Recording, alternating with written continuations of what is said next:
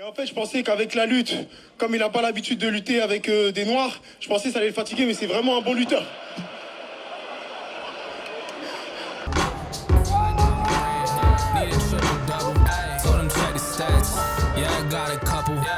Try the ball, now I never fumble. I'm the MVP, now I feel like Russell. Feel like John Morant, need a triple double. Told him check the stats, yeah I got a couple. I don't try the ball, now I never fumble. I'm the MVP, now I feel like Russell. Yeah I need it now, told him on the lay. I've been moving dog, yeah I'm on the way. I don't hear the talk, don't care what they say. I don't got no patience, I can't ever wait. Trying to get it, running up all these digits, and I've been in the gym, I've been up doing minutes, I just put in that work, told them it's strictly business, and I see through the face, they are just burning bridges. Si t'es un vrai gangster, je parie que ce parking te dit quelque chose, et qui dit Paris sur Gong, dit Winamax. Winamax te rembourse jusqu'à 100 € en cash sur ton premier pari s'il est perdant et t'offre 10 € avec le code promo GONG10 à l'inscription. En gros, sur ton premier pari, t'as rien à perdre.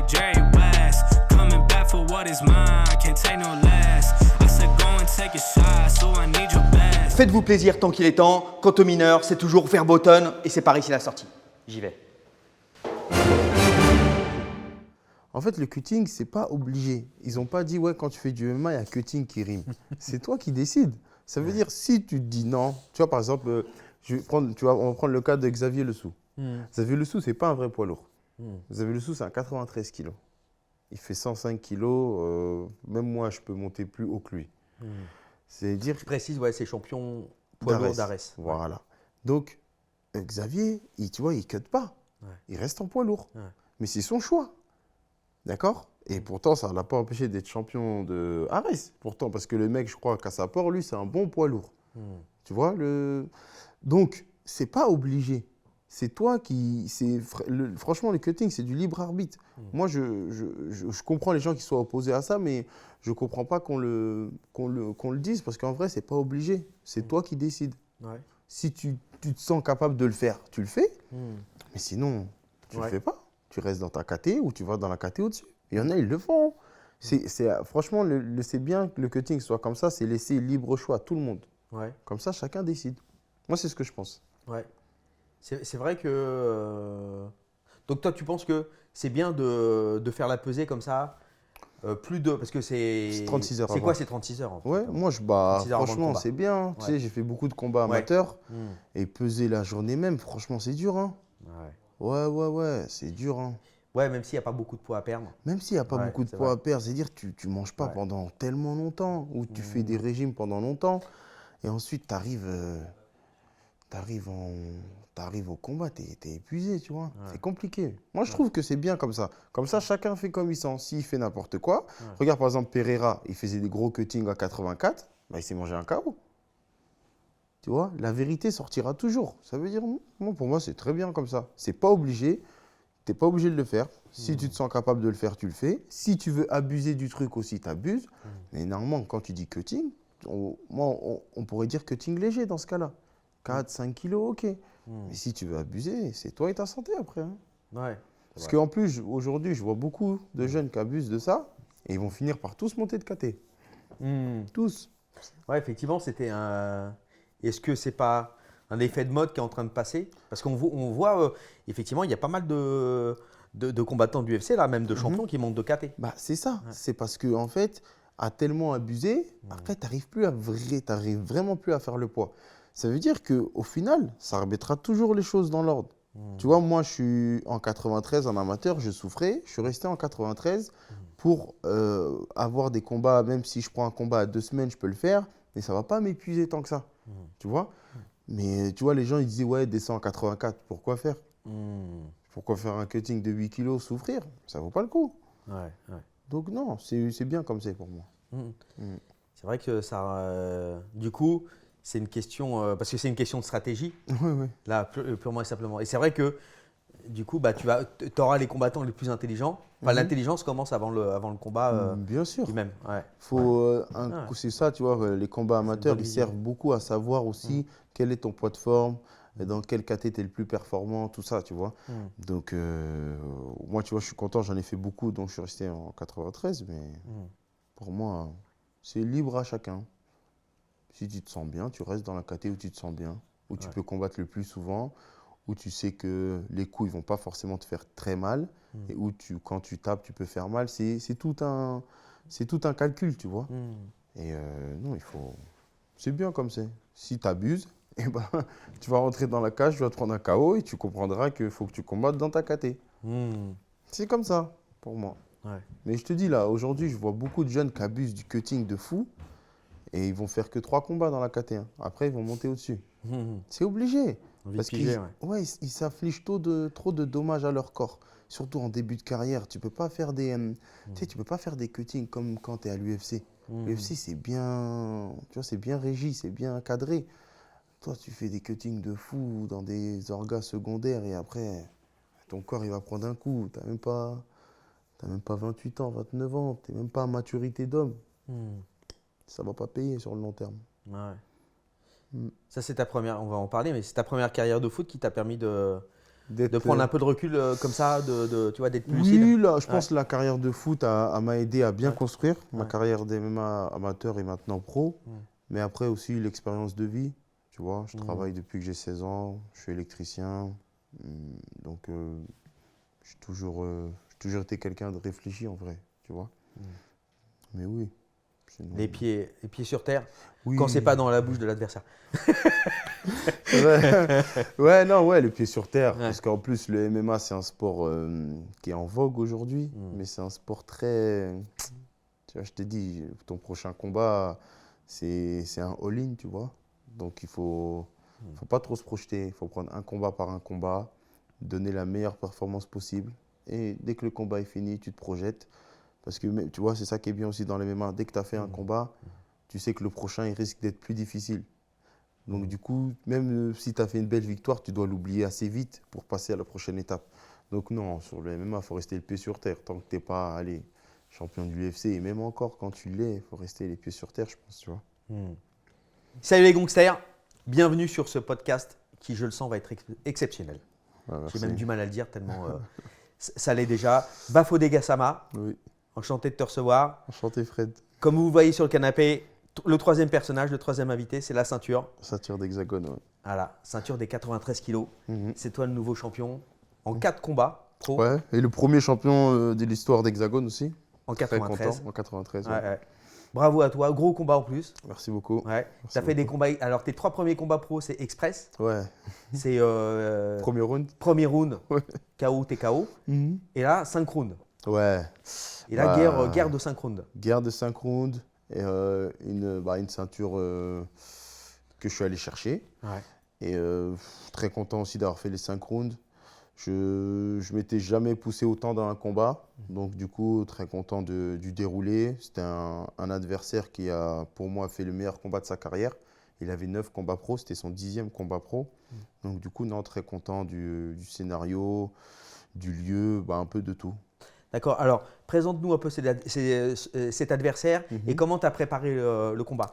Alors, mon adversaire, c'était Lajos Pap, un Slovaque de 26 ans qui avait un palmarès de 7 victoires pour 2 défaites, un background de lutte, 10 fois champion de Slovaquie. En lutte gréco-romaine, c'est ça. Donc du coup, très puissant quand il m'a attrapé. Je ne pensais pas qu'il avait autant de force. Originaire de Slovaquie, donc de la région République tchèque, tout ça. Donc on sait que je savais qu'ils avaient un dur menton. Parce que Yuri Prochaska, il vient de là-bas aussi. C'est des gens qui sont un peu durs au mal. Donc je savais qu'il n'allait pas tomber au premier round. Mais je ne m'attendais pas qu'il tienne aussi longtemps quand même. Donc très téméraire. Et franchement, chapeau à lui et très bon adversaire. Alors, grosse guerre, mentale, technique, avec un petit peu de tout, quelques fulgurances debout. Ouais. Et donc, forcément, tu n'avais jamais fait de 5 rounds. Jamais de 2. Jamais 2 rounds, même en pro, c'est vrai. Mais tu avais fait en amateur, mais c'est vrai que ce n'est pas des rounds de 5 minutes. Ouais, en amateur, ça change beaucoup. Voilà, j'ai déjà fait 9 minutes souvent. Parce que en amateur, c'est un peu dur de finir 3 minutes. Mais tu vois, déjà 2 x 5, c'est long. 10 minutes dans la cage, c'est déjà bien. Et non, j'avais du coup 25 minutes. Hein. Donc non, c'est bien. On est passé du premier au 5e round, donc magnifique. D'accord. Et alors, comment tu avais imaginé ce combat? Comment tu l'avais préparé? Est-ce que tout s'est bien goupillé?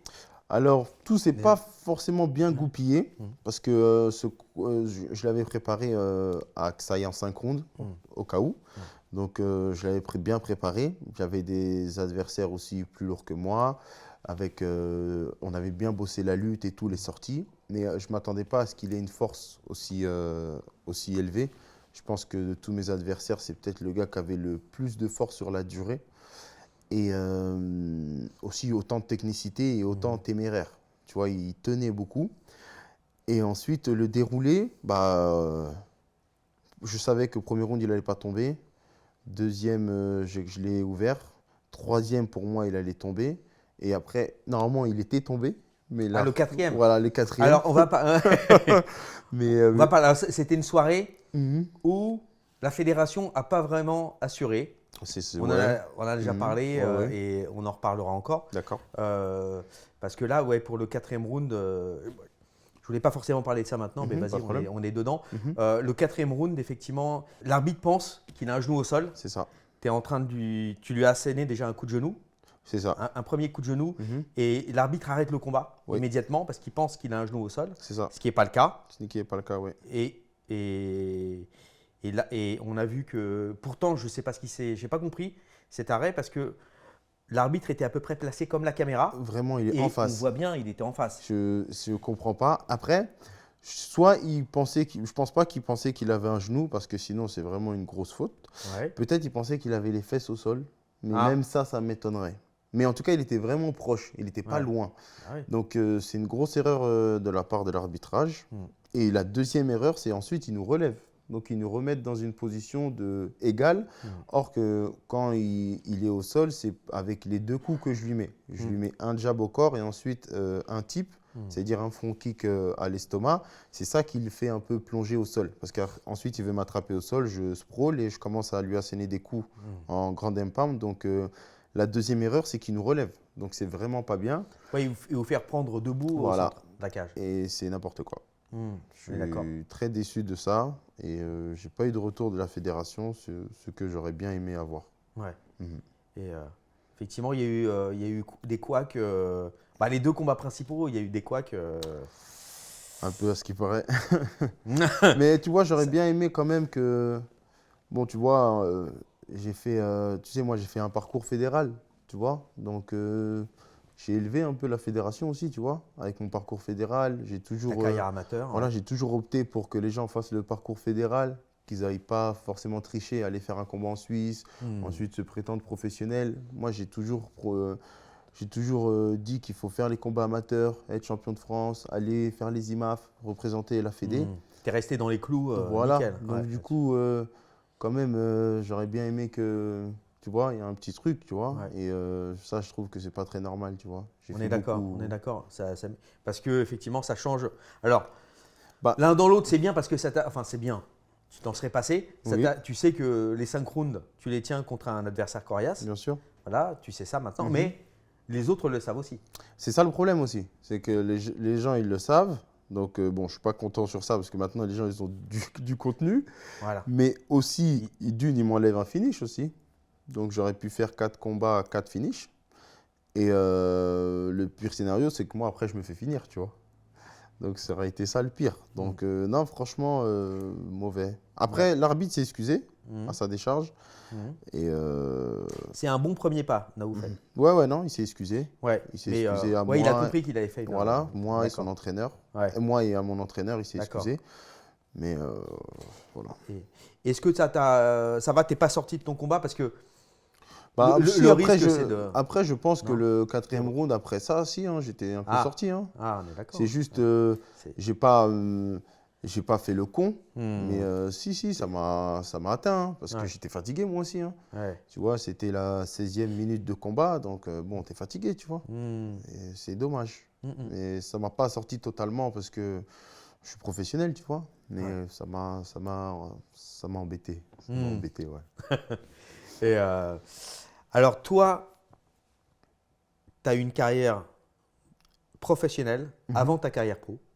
Pas professionnel. Ah. J'étais footballeur, mais je ne suis pas allé au niveau. D'accord. Pas du haut niveau professionnel. Ou... Non, mais tu n'as jamais été payé pour être footballeur? Si, j'avais des primes de match. Ah, tu avais des primes de match, Ouais, d'accord. ouais, j'avais Bah, des primes de match. D'accord, parce que tu as commencé donc, le MMA. Nous, la première fois, on s'est rencontrés. C'est au championnat de France. Championnat de France. Mes premiers championnats de France, ouais. Voilà, ton premier championnat de France. Mhm. Ouais. Et tu as fait toute ta carrière, même amateur, en 93 kilos. Tout, ouais. Voilà. J'ai fait tout en 93. Ensuite, aux IMAF, ils avaient ouvert la KT moins de 97. Donc, je l'ai fait d'accord. en moins de 97. Donc IMAF, c'est l'amateur professionnel, l'amateur international. C'est ça, exactement. Donc, du coup, mes 3 derniers combats amateurs au championnat du monde, je les ai fait en moins de 97. Et après, je suis resté en 93. D'accord. C'est une catégorie qui te va nickel. Oui, Parfaitement. je pense que c'est une caté qui me va nickel. Ouais. Moi, je suis un peu un mec où je peux être lourd, où je peux descendre, mais j'ai pas envie, je veux rester à 93. Je me sens très bien. C'est là où je m'exprime le mieux, je pense. Ouais. Donc, oui. Est-ce que tu penses, parce que là, tu es à quel poids par exemple pour que les gens Là, comprennent un je peu? suis à 103. Tu es à 103 103, et 104. tu es autour de ça en général Oui. Ouais. Je suis à 105 max. Ouais. Ensuite, comme après mon 3e combat pro au mois de septembre, je m'étais blessé au poignet Ouais. lors de l'Hexagone de Toulouse. Et donc, je ne m'étais pas entraîné. C'est parce que le poignet, c'est un peu long à cicatriser. Il y a plein de petits os, tout ça. Donc, du coup, j'étais monté à 109. D'accord. Donc, j'étais un peu lourd. Mais sinon, non, je tourne généralement 103, maximum 105. D'accord. Nous, les 93, on essaye d'être en forme à 99, 100. Et on fait pas des gros cuttings, mais souvent dans la cage, on est à 100, quoi. Ça suffit. Entre 98 et 100, c'est très bien. Ouais. Il faut rester mobile, rester vif, tout ça, c'est bien. D'accord. Et toi, donc, on en parlait un petit peu, tu es super rigoureux. Est-ce que tu penses que quelqu'un qui est très rigoureux, qui fait le bon régime avant, qui s'entraîne correctement, en se nourrissant avec ce qu'il faut et tout, peut louper une pesée? Est-ce que ça te semble, toi, tu n'as jamais loupé ni de près ni de loin une pesée? Non, moi, j'ai jamais loupé une pesée. Je pense, normalement, si tu es rigoureux et tu t'y prends tôt, tu ne peux pas louper une pesée. Ouais. Normalement. Ensuite, si tu te laisses aller et tu penses que tout va se solder avec le cutting, c'est une mauvaise idée. Parce que le cutting, ce n'est pas une science exacte. Le corps ne réagit pas tout le temps de la même façon parce que tu ne manges pas tout le temps les mêmes choses et tu ne dors pas tout le temps bien. Il y a plusieurs choses. Tu ne manges pas les mêmes produits tous les jours exactement. Donc, non, ce n'est pas une science exacte. Et aussi, je pense que les gens qui ont fait des longues carrières amateurs, ça veut dire à partir de 15 combats amateurs, c'est rare qu'ils ratent des pesées. Parce que, surtout en plus, s'ils ont fait des compétitions internationales, ils ont fait des pesées tous les jours. Donc, les mecs, ils ne ratent pas les pesées, quoi. Tu verras rarement, par exemple, les gars de notre session, Wally, Samba, Paul, Hugo, Owen, tout ça, rater des pesées, c'est rare. Parce qu'on a fait les IMAF, on était pesés tous les jours, donc c'est compliqué. Ouais. Et souvent, les gens qui n'ont pas fait trop d'amateurs, c'est souvent eux qui peuvent rater des pesées. Est-ce que la carrière amateur, pour toi, c'était une évidence? Oui. Comment ça s'est présenté? Ouais, parce que on va parler après de ta carrière en football, justement de ce que ça a pu t'apporter ou te retirer et tout. Mais déjà là, comment t'es rentré dans l'amateur? Est-ce que pour toi c'était une évidence qu'il fallait passer pour l'amateur, en fonction de ton profil? Ouais, non, bien sûr. En fait, j'avais commencé les MMA assez tard. J'y réfléchissais, tout ça. Donc, dès que ça a été autorisé en France, je me suis dit, je vais commencer. Et ouais, non, c'était une évidence parce qu'en vrai, je voulais pas. Tu sais, le MMA, c'est un sport complet. Moi, je n'avais pas fait de boxe anglaise ou de judo. Donc, moi, j'ai appris le MMA. Je suis en génération MMA. J'ai tout appris dans la cage, tu vois. Même à bien boxer, à bien me déplacer, je l'ai appris dans la cage. Donc, vraiment, l'amateur, oui, c'était essentiel pour moi. J'aurais jamais pu être là où j'en suis sans mon parcours amateur. Et c'est ce que je recommande de faire. Ouais. Parce que ça ne ment pas, l'amateur. L'amateur, c'est du réel, tu vois. Il n'y a pas d'argent, tu te bats. C'est une pesée tous les jours. Les conditions, elles sont vraiment drastiques. Ça veut dire que tu ne le fais pas pour l'argent, tu le fais pour toi. Ouais. En pro, tu peux le faire pour l'argent, tout ça. Mais en amateur, non, c'est vraiment constructif. D'accord. Mais ça peut être une optique différente aussi. C'est vrai. Parce que si tu veux… Toi, dès le départ, tu t'es dit, je vais en MMA, mais c'est pour peut-être quelque part réussir Oui, ce que j'ai loupé en foot, bien sûr, mettre toutes les chances de mon côté c'est ça. directement et aller loin. Parce qu'en fait, est-ce que tu as remarqué en MMA, je pense que tu as plusieurs profils Oui, de gens comme en boxe. Tu as des gens qui sont là pour faire des combats, un combat après l'autre. bien Ils sûr. peuvent même faire 30 combats, mais qui ne veulent pas être spécialement champions. Ce n'est pas, Non, moi, c'est pas l'objectif absolu, quoi. je voulais réussir. Et en fait, au début, j'avais commencé, j'allais petit à petit, en fait, je voulais être pro, tout ça. Et en fait, dès que j'ai eu le titre, premier titre de champion de France, Ouais. j'ai compris c'était quoi vraiment être champion, tu vois. Ouais. Et après, ça m'a toujours donné envie de être champion. Et c'est un sentiment particulier. Quand tu es champion, tu sais vraiment que les gens ils t'appellent champion et que c'est mérité. Et c'est ça que je voulais. Comme j'avais raté dans le foot, je voulais vraiment réussir une carrière sportive. Ça me tenait à cœur et je suis très content de ce que j'ai pu accomplir déjà juste là. Tu vois. D'accord. Alors, la bagarre. Ouais. L'appel de la bagarre, ça vient d'où? Ça vient de quoi? Alors franchement, moi, c'est particulier, Fred. Moi, à la base, je n'aime pas la bagarre. Ouais. Mais quand je dis ça, les gens, ils ne me croient pas. Mais non, moi, j'ai toujours été quelqu'un de très calme. Mais en fait, je pense que pour être fort en MMA, il faut aimer se faire du mal à soi-même, tu vois. Et je pense que, bon, je suis un croyant, et je pense que Dieu ne te laissera pas faire du mal à quelqu'un si tu t'es pas fait du mal à toi-même. Parce que pour être apte à rentrer dans une cage, il faut que, tu vois, pour être apte à faire 25 minutes, tu dois t'avoir fait du mal au cardio et être vraiment préparé. Et je pense que c'est déjà ça le premier point à savoir, c'est qu'il faut être prêt à se faire du mal à soi-même. Et ça, il n'y en a pas beaucoup qui aiment faire ça. Il n'y en a pas beaucoup qui aiment transpirer, qui aiment aller à l'entraînement, qui aiment prendre des coups. Donc c'est très particulier.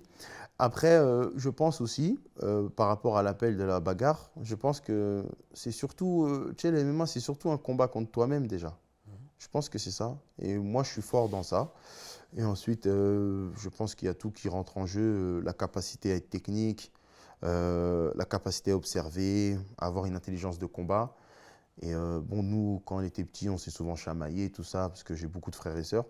Mais sinon, non, j'aime pas forcément particulièrement ça. Hein. Je suis pas vraiment amoureux de ça. J'ai découvert le MMA assez tard, si je me rappelle bien. Ouais, hein, 2015-2016, hein, j'ai découvert le MMA très T'as tard. quel âge? J'avais 20 ans, 21 ans. Et quand j'ai dit découvert, c'est parce que j'avais acheté le jeu UFC sur la PlayStation 3. C'est comme ça que j'ai connu le MMA. Et moi, j'avais fait une carrière dessus. Mais sinon. Ah oui, ouais. tu avais déjà fait. Tu avais une carrière encore avant. Voilà. Vas-y.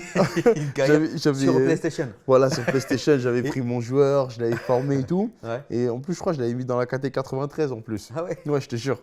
Donc, c'était comme ça. Mais sinon, à cette époque-là, moi, j'étais dans le football, tu vois. Et ensuite, bon, quand je me suis installé à Paris, je faisais beaucoup de muscu. Mais la musculation, c'était pas. Je sentais que j'allais m'ennuyer parce qu'il n'y avait pas de dépassement de soi. Il n'y avait pas un truc que j'allais chercher au fond de moi. Et je suis quelqu'un de très paresseux. Je peux pas faire, en fait, je peux pas faire du sport sans but. C'est-à-dire, quand le foot, j'ai su que c'était mort, j'ai pas pu faire du foot pour m'amuser ou pour jouer au ballon. Donc, quand j'ai commencé le MMA, je me suis dit, il faut que je fasse des titres, il faut que je fasse des résultats pour que j'ai l'envie, parce que je suis quelqu'un de paresseux. Moi, il faut que je vois un objectif pour y aller. Je vais me donner tous les moyens pour aller à cet objectif. Paresseux, c'est ta façon de présenter les choses, mais tu as besoin de sens, en fait. Voilà, de sens. Parce C'est que- exactement ouais, ça. ouais. Je peux pas faire ça juste comme ça, quoi. Tu vois. Moi, si ça tiendrait qu'à moi, je resterais sur la play. Hein. Ouais. Tu vois. Mais non, j'ai besoin de faire les choses parce que je me dis, il faut que je respecte l'adversaire, il faut que je m'entraîne bien, j'ai un titre à défendre, plein de choses comme ça, tu vois. Alors, première châtaigne, première bagarre. Oui. À partir de quand ta première bagarre, c'est quoi? Non, franchement, je me suis pas tellement battu que ça, moi. Ouais. J'ai eu des bagarres, mais non, je me suis pas trop battu. Hein. Ça doit remonter. Je me suis Ouais. battu quand même, mais Ouais. sinon, je peux te parler de mon premier combat d'MMA si tu veux. Mais parce que mon premier combat d'MMA, il était très déterminant pour Ouais. la suite. Parce que mon premier combat, je l'avais fait au Alors sol. attends, on l'a pas précisé, tu as 32 ans. 32, exactement. J'ai eu Actuellement. 32 en mars là. Ouais, d'accord. Parce qu'après, on parlera de ta carrière en foot et Ok. tout ça. Ouais, non, j'ai 32 ans Ouais. et j'ai commencé à 28. Ouais. 28 ans et demi, j'ai commencé. Et donc, ton tout premier combat de MMA, Ouais. Mon Donc, tout premier combat de MMA, c'était au 100% Fight Ouais. chez Hatch. C'était en octobre 22 et j'avais commencé les MMA depuis 7 à 8 semaines. J'avais commencé les MMA en septembre 2022 D'accord. à la rentrée. Donc, du coup, j'ai fait mon premier combat là-bas. Et franchement, tu vois, ce combat, jusqu'à le combat pour la ceinture, c'était l'un de mes combats les plus durs. Parce que je me suis battu en poids lourd. J'étais à 103 kilos et le gars, il faisait 100, 120, tu vois. Un grand Golgoth de 2 mètres, un Sénégalais, tout ça, qui était chez Hatch à l'époque et tout. Et franchement, si je perds ce combat, je ne fais pas d'MMA. Ah ouais. Ouais, je suis quelqu'un de très. Si c'est pour moi, c'est pour moi. Si c'est pas pour moi, je laisse tomber. Tu Pour vois. toi, c'était ton combat test. Oscar. C'était mon combat, ouais, c'était mon combat tout de suite, je vois. Ouais. Et ce combat, ça a été mon plus dur combat pendant tellement longtemps. Ça a été mon plus dur combat jusqu'à Nantois. C'était mon plus dur combat jusqu'à Nantois. Voilà, jusqu'à Anthony Nantois. Parce qu'en fait, ce combat, je suis vraiment allé chercher quelque chose au fond de moi. C'était l'amateur, ça tapait fort. Et j'ai gagné. Mais je pense que j'aurais perdu, j'aurais pas fait des MMA.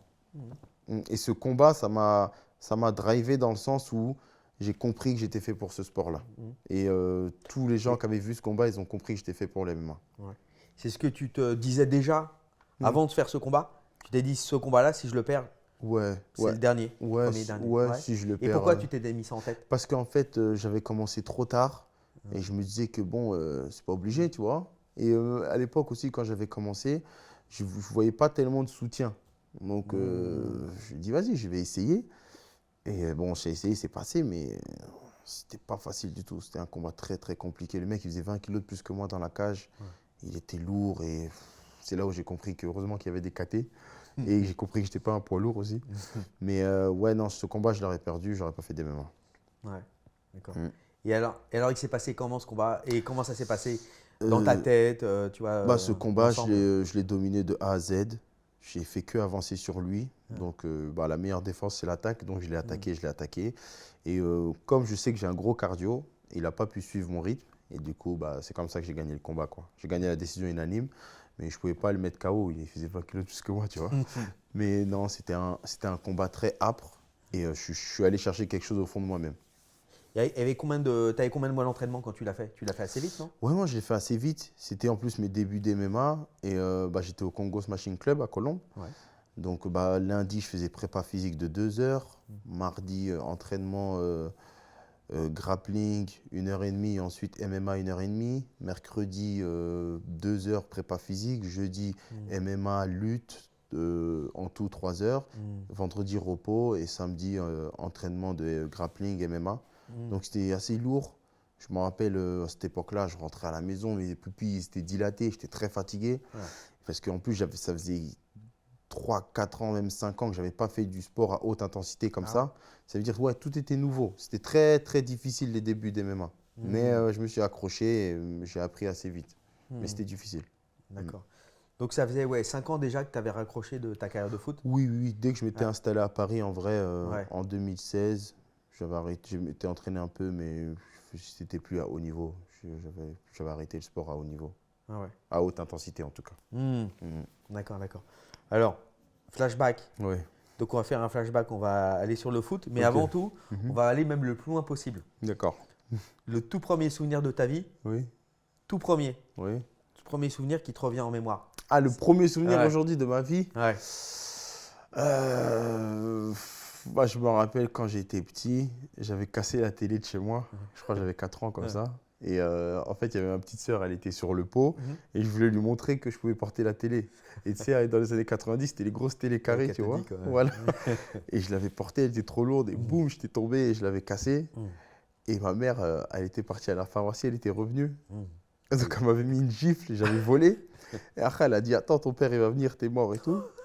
Et après, mon père, il est revenu. Je pensais qu'il allait me défoncer. Mais franchement, il m'a dit, non, c'est pas grave. Ça va. Ouais. Et je m'attendais pas à ça, tu vois. Ouais, t'attendais à la double correction? Ouais, j'attendais qu'il allait me... Et non, il m'a dit, non, c'est pas grave, il a pas fait exprès. Et ça s'est fini comme ça, tu vois. c'est le plus grand souvenir que j'ai, c'est ça. Ouais. Et c'était un acte éminemment politique déjà à l'époque.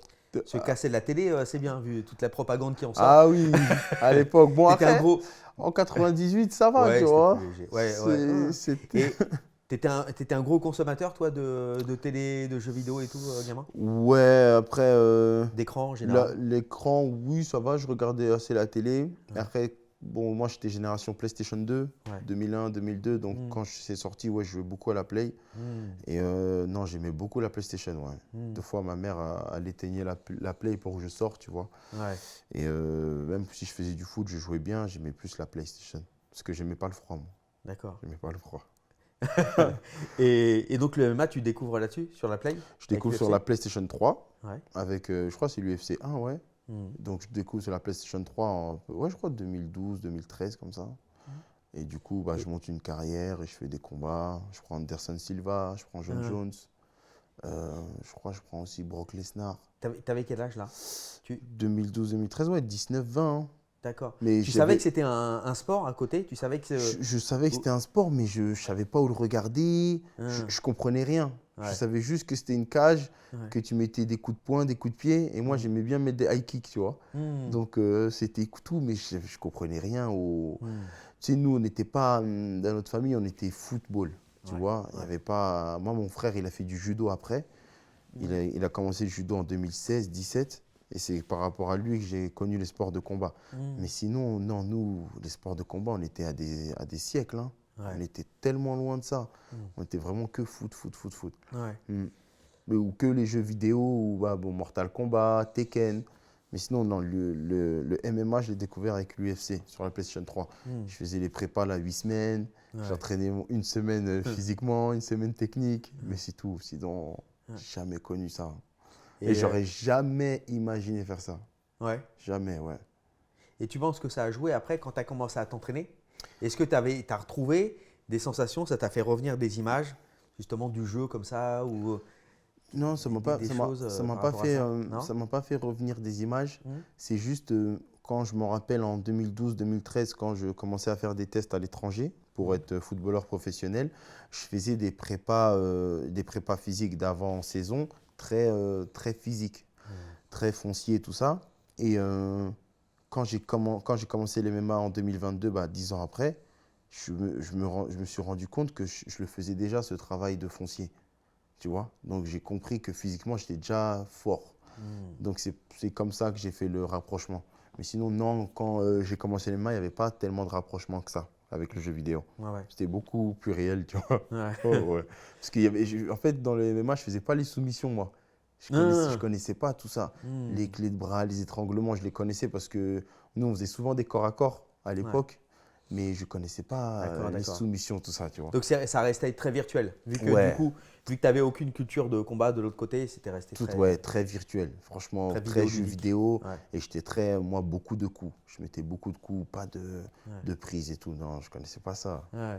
Pourtant, après, moi, quand j'ai commencé les matchs, j'ai commencé par le grappling. Hein. Ouais. Par exemple, au Congo Smashing Club, j'ai fait beaucoup de grappling. J'avais une base, moi, de grappling.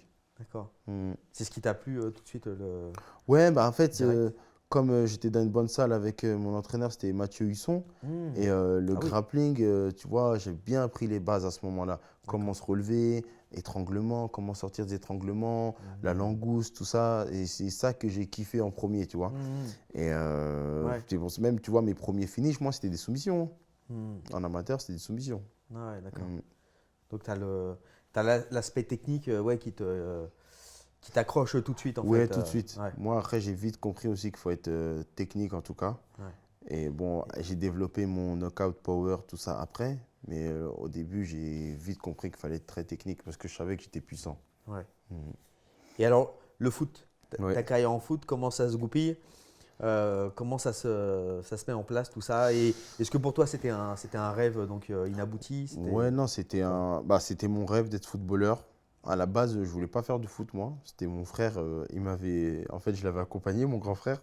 Et il manquait un joueur dans l'équipe. À l'époque, c'était les débutants poussins. Et ils m'ont dit jouer. Ils m'ont dit de jouer. Donc, j'ai joué et j'avais marqué 3 buts. Donc, ils m'ont dit, ouais, t'es bon, tout ça, viens jouer. Et moi, quand j'étais attaquant à l'époque, je marquais bien des buts. Au tout début, quand j'étais très jeune, parce qu'après, j'ai fini défenseur, tu vois. Ouais. Mais non, je marquais. Et ensuite, j'ai commencé à façonner ce rêve. Parce que moi, toujours faut qu'il y ait un but. Donc, j'ai commencé à façonner ce rêve. Donc, après, j'ai joué au foot. Après, quand j'ai déménagé à Tours, parce que moi, je suis originaire du Mans, de la Sarthe. Et quand j'ai déménagé à Tours, j'ai réussi à intégrer le Tours FC, donc le plus grand club de la ville. Donc du coup, je commençais à avoir un bon niveau, à jouer, mais malheureusement, je n'avais pas le niveau technique requis. Donc du coup, j'ai persisté dans le foot, j'ai fait d'autres clubs, ensuite je suis revenu à Tours FC, j'ai refait 2-3 saisons, et ensuite à 18 ans, j'ai décidé de partir à l'étranger pour essayer de percer, parce que je n'avais pas fait de centre de formation, donc je me suis dit, il faut peut-être que j'essaie à l'étranger, parce qu'en France, je ne suis pas passé par centre de formation. D'accord. Et ensuite, j'ai fait des essais, mais ça n'a jamais été fructueux. Ouais. Parce que tu es passé où? Tu es allé en Angleterre? Je suis allé ou ça en Angleterre, Ouais. je suis allé en Belgique, j'ai fait même des tests en France, mais moi, ça passait pas. Ouais. À chaque fois, quand il y avait des tests, je ne ressortais pas mes meilleures qualités, j'étais pas là. Ouais. J'étais très stressé, moi, quand je faisais du foot. D'accord. Ouais. Très stressé. Et puis, je n'avais pas le niveau technique requis. Ouais. Tu vois, c'était Tu simplement n'avais pas ça. été pris en main? Parce que comment on est pris en… Le foot, c'est très spécial par rapport… Très Moi, je connais spécial. pas du tout le milieu du foot. Oui, Je connais très bien le milieu du MMA et tout. oui.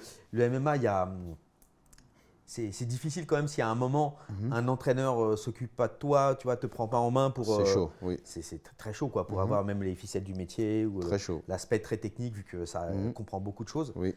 Et en foot, comment ça se passe En foot, Parce qu'en plus, il y a l'aspect collectif. c'est ça. Car- Mais le foot, c'est collectif, mais c'est le sport collectif, je crois, le plus individuel. Ouais. Mais le problème du foot, c'est que si en vrai, tu n'as pas fait de centre de formation, c'est très difficile. Ouais. Parce que le centre de formation, ça t'apprend tout l'aspect technique du haut niveau et ça te met déjà en condition, tu vois. C'est comme une carrière amateur à peu près, Ouais. si on peut comparer avec le MMA. Mais si tu n'as pas fait de centre de formation et que tu n'as pas un niveau technique assez élevé, c'est mort. Même si tu es bon physiquement, si techniquement, tu n'es pas à un seuil minimum, Ouais. tu ne seras pas professionnel.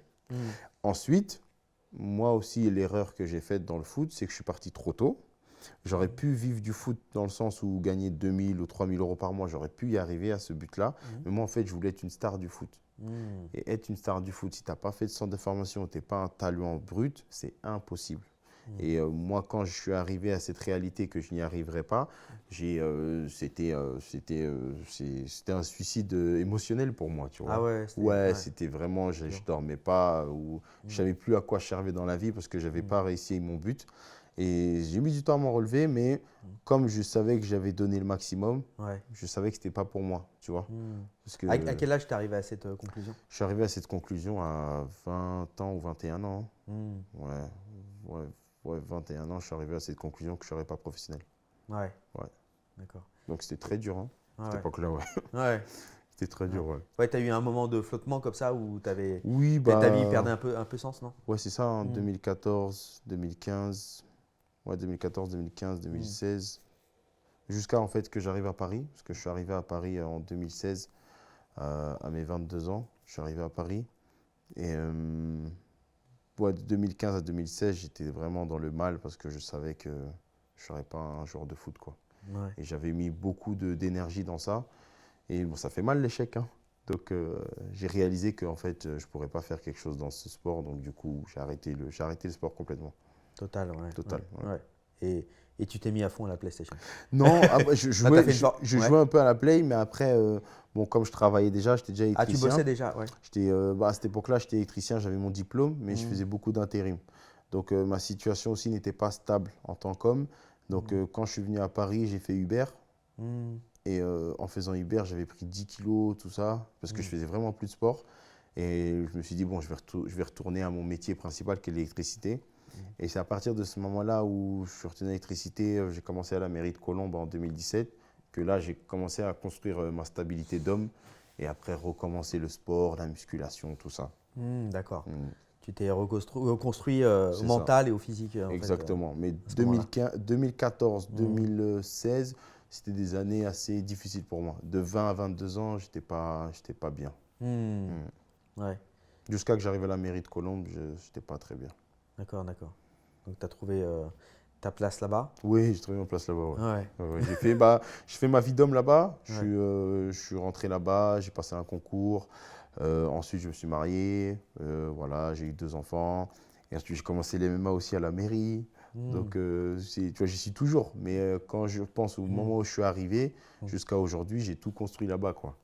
C'est à partir de là où j'ai recommencé à bien faire les choses, quoi. Et c'est à ce moment-là que je me suis dit, il faut faire les choses étape par étape. Quelle image tu gardes du milieu du foot? Bah, que c'est un milieu très difficile. Et tu vois, bizarrement, hein, je trouve que le foot, c'est plus difficile que le MMA.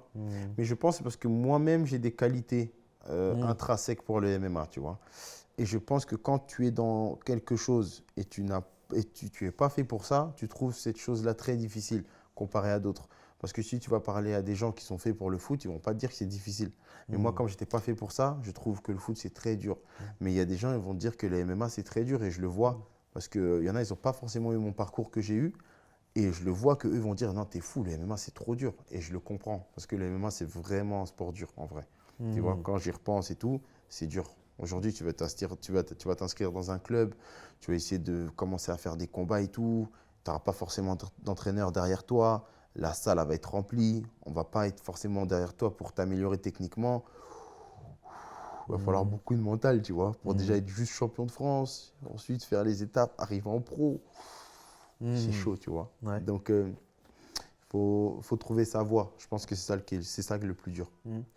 Et à partir de quand, bah, tu l'as dit, c'était ton premier combat, Ouais. ton premier combat amateur, ton premier combat de MMA tout court. Ouais. C'est là où tu t'es dit, ah ouais, là, il y a un truc à faire. C'est ça. Là, je suis peut-être à ma place. Et, mais est-ce que direct, tu t'es dit, allez, on est reparti pour une aventure? Ouais, on va tenter le professionnel là-dedans. Direct. En fait, pas le professionnel forcément, mais je me suis dit, je vais faire mes 6 combats. Parce qu'à l'époque, c'était 6 combats amateurs. Tu vois, pour être professionnel. Ah oui, il fallait faire au moins 6 combats. Voilà, il fallait faire au moins 6. Aujourd'hui, il faut en faire 10. La nouvelle fédération. Voilà, avec la FMMAF. Ouais. Parce que quand j'ai combattu chez H, c'était la FFL. Mais sinon. La fédération de lutte. Voilà. Oui. Mais la fédération des MMA, elle était déjà créée. Ouais. Donc, dès que j'ai fait mon premier combat, j'avais supprimé mon Instagram et j'avais recommencé mon Instagram pour dire que j'avais trouvé mon surnom, j'avais tout trouvé pour que je fasse… le surnom. Ouais, Baidoneus, ouais. Alors, explique-nous le surnom. Alors, parce qu'il y a une variance, il y a Baidos aussi. Ouais. Il y a le diminutif. C'est ça. Ça vient d'où? En fait, Baidoneus, moi, en fait, quand j'étais petit aussi, j'avais une passion avec mes frères. On jouait aux cartes Yu-Gi-Oh! Tu connais un peu Yu-Gi-Oh! Très peu. Très peu, ouais, c'est pas ta gênée. Non. Mais en fait, on jouait à Yu-Gi et nous, on faisait des tournois, tu vois. C'est une carte avec des monstres et tout. Ah. On avait des decks et on faisait des duels, en gros. Et moi, j'ai joué avec les démons. J'avais un frère qui jouait avec les sorciers et l'autre frère, il jouait avec les guerriers. Ou avec, guerriers. Et moi, comme je jouais avec les démons, il y avait une carte, moi, dans mon deck, c'était Hadès. Donc, Hadès, c'est le dieu des enfers dans la mythologie. Et le deuxième nom de Hadès, c'est Aidoneus. Donc moi, comme Bafodé, j'ai mis Baidoneus et j'ai vu que personne ne l'avait mis, donc j'ai mis ça, tu vois, ça faisait un nom que personne n'allait avoir. Ah oui. Et voilà, j'ai Là, mis c'est Baidoneus. personnalisé. Voilà, c'est personnalisé, tu vois. Ouais. Et voilà, B pour Bafodé, Aidoneus et après Baido, parce que Baidoneus, des fois, c'est trop long. Oui. Et deux fois, les gens me disent, ouais, Baido. Donc je dis, bon, je vais mettre Baido, tu vois. Voilà. Voilà, c'est ça. Donc maintenant, les c'est gens, ils ont Ouais. l'explication. Ouais. Donc, non, dès que j'ai fait mon premier combat et ça s'est bien passé, j'ai compris que j'étais fait pour ça. Ouais. Et Tu ensuite, t'es dit déjà, objectif, donc 6 combats. c'est ça, De toute façon, c'est le minimum pour passer pro. tout de suite, Et ouais. puis après, on voit ce que ça donne. Exactement. Mais tu as fait plus que 6. J'ai fait beaucoup plus que 6. j'ai fait mon premier combat. Ouais. Ensuite, je suis descendu de KT. Donc, dès que j'ai fini mon premier combat, j'ai fait la première MMA League qu'ils ont fait à Paris, à Évry. Et je l'ai fait en 93 kilos. Donc, tout le mois de novembre 2022, j'ai perdu presque 10 kilos en 6 ou 7 semaines. J'avais coupé les glucides, je suis descendu à 93. Donc j'ai fait mes 3 combats à la MMA League. J'en ai fait quart de finale, demi-finale, finale. Je perds en finale contre Wally Tandia. Wally Tandia qui est à l'Hexagone lui aussi. Hein. Exactement. Combat. Ouais, serré, hein. C'est un peu un vol, non? Ils m'ont un peu volé, mais tranquille. Moi, je dirais un peu. Moi, je te donne 2 rounds. Ouais, J'étais là en plus. Je sais que tu étais là parce que j'avais vu tes commentaires et tout. Ouais. Donc, ils m'ont un peu. Ouais. Voilà, mais bon. C'est bien parce que. Il y avait qui dans le coin de Wally?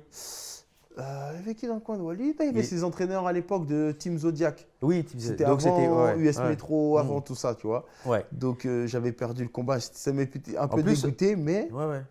je me suis dit, tu vois, il ne faut plus Ouais. aller chez les juges. Tu vois. Donc, c'était ma première défaite. Franchement, j'étais un Ouais. peu dégoûté, mais En Il y a un vrai, truc, les arbitres, ils ont un truc avec toi. Vous savez quoi, les mecs? Attends. bah, moi, en plus, le pire. Ils aiment pas ton personnage, peut-être Yu-Gi-Oh! Je sais pas, Non, il y a un mais truc. je vais te dire un Attends. truc, Fred. Hein. Ouais. Le pire, Fred, hein, c'est que c'est pas les arbitres, je pense, c'est même la fédération. Parce Ouais. que moi, Ouais. quand j'ai Et- passé le grade vert, Ouais. mon premier grade vert, je ne l'ai pas eu, moi. Ouais. Moi, ils m'ont recalé. Non, ils t'ont recalé. Ils m'ont Ouais, recalé. ouais, Ils m'ont recalé. Oh, En fait, putain. le premier grade vert, je l'ai passé en octobre 22. Ouais. Début octobre 22. Et quand je le passe, bon, après, bon, c'est vrai, je n'étais pas ouf techniquement, tu vois. Ouais. Mais ils ne me Oui. l'ont pas donné. Hein. Ouais. Donc, D'accord. je te T'avais- jure. Hein. Et ton premier garde vert, tu l'as passé, t'avais quoi comme expérience?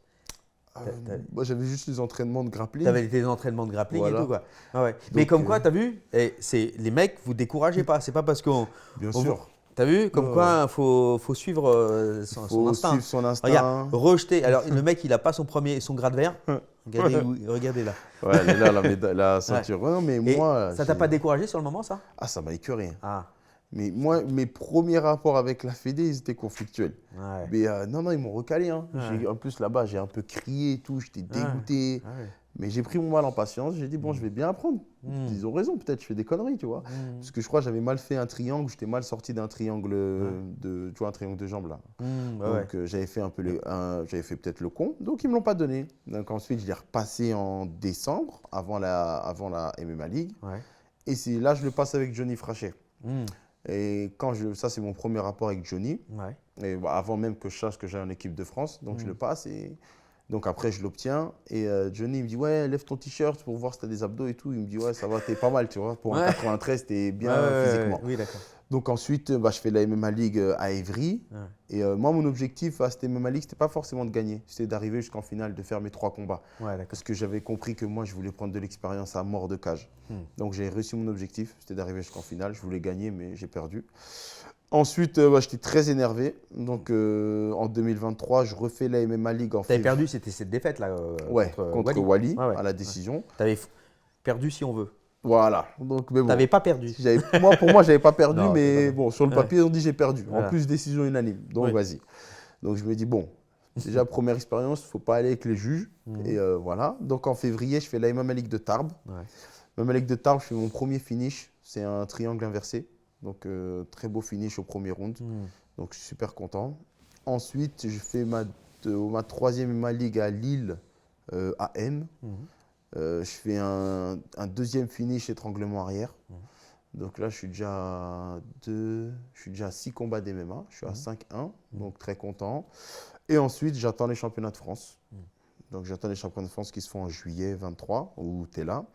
Et c'est là où on a une bonne... tous les champions de France se dessinent. Donc il y a Nel Ariano en poids lourd, il y a moi en mi-lourd, il y a Wally en 84, Owen Jason en 77, en 70 il y a les prix Jean. C'est une grosse cuvée. Hein. Ouais. Voilà, en 66 Paul Dena, en 61 Samba Sima et en 57 il y a Reda Haïfa. Donc on a le groupe qui va commencer un peu les IMAF et tout. Et dès que j'arrive à là, j'ai mes 6 combats. Mais je me dis quand même je suis pas prêt parce que j'ai pas mis des KO, je me sens toujours stressé dans la cage. Donc du coup, ils nous sélectionnent pour faire les premiers IMAF en novembre 23 en Albanie.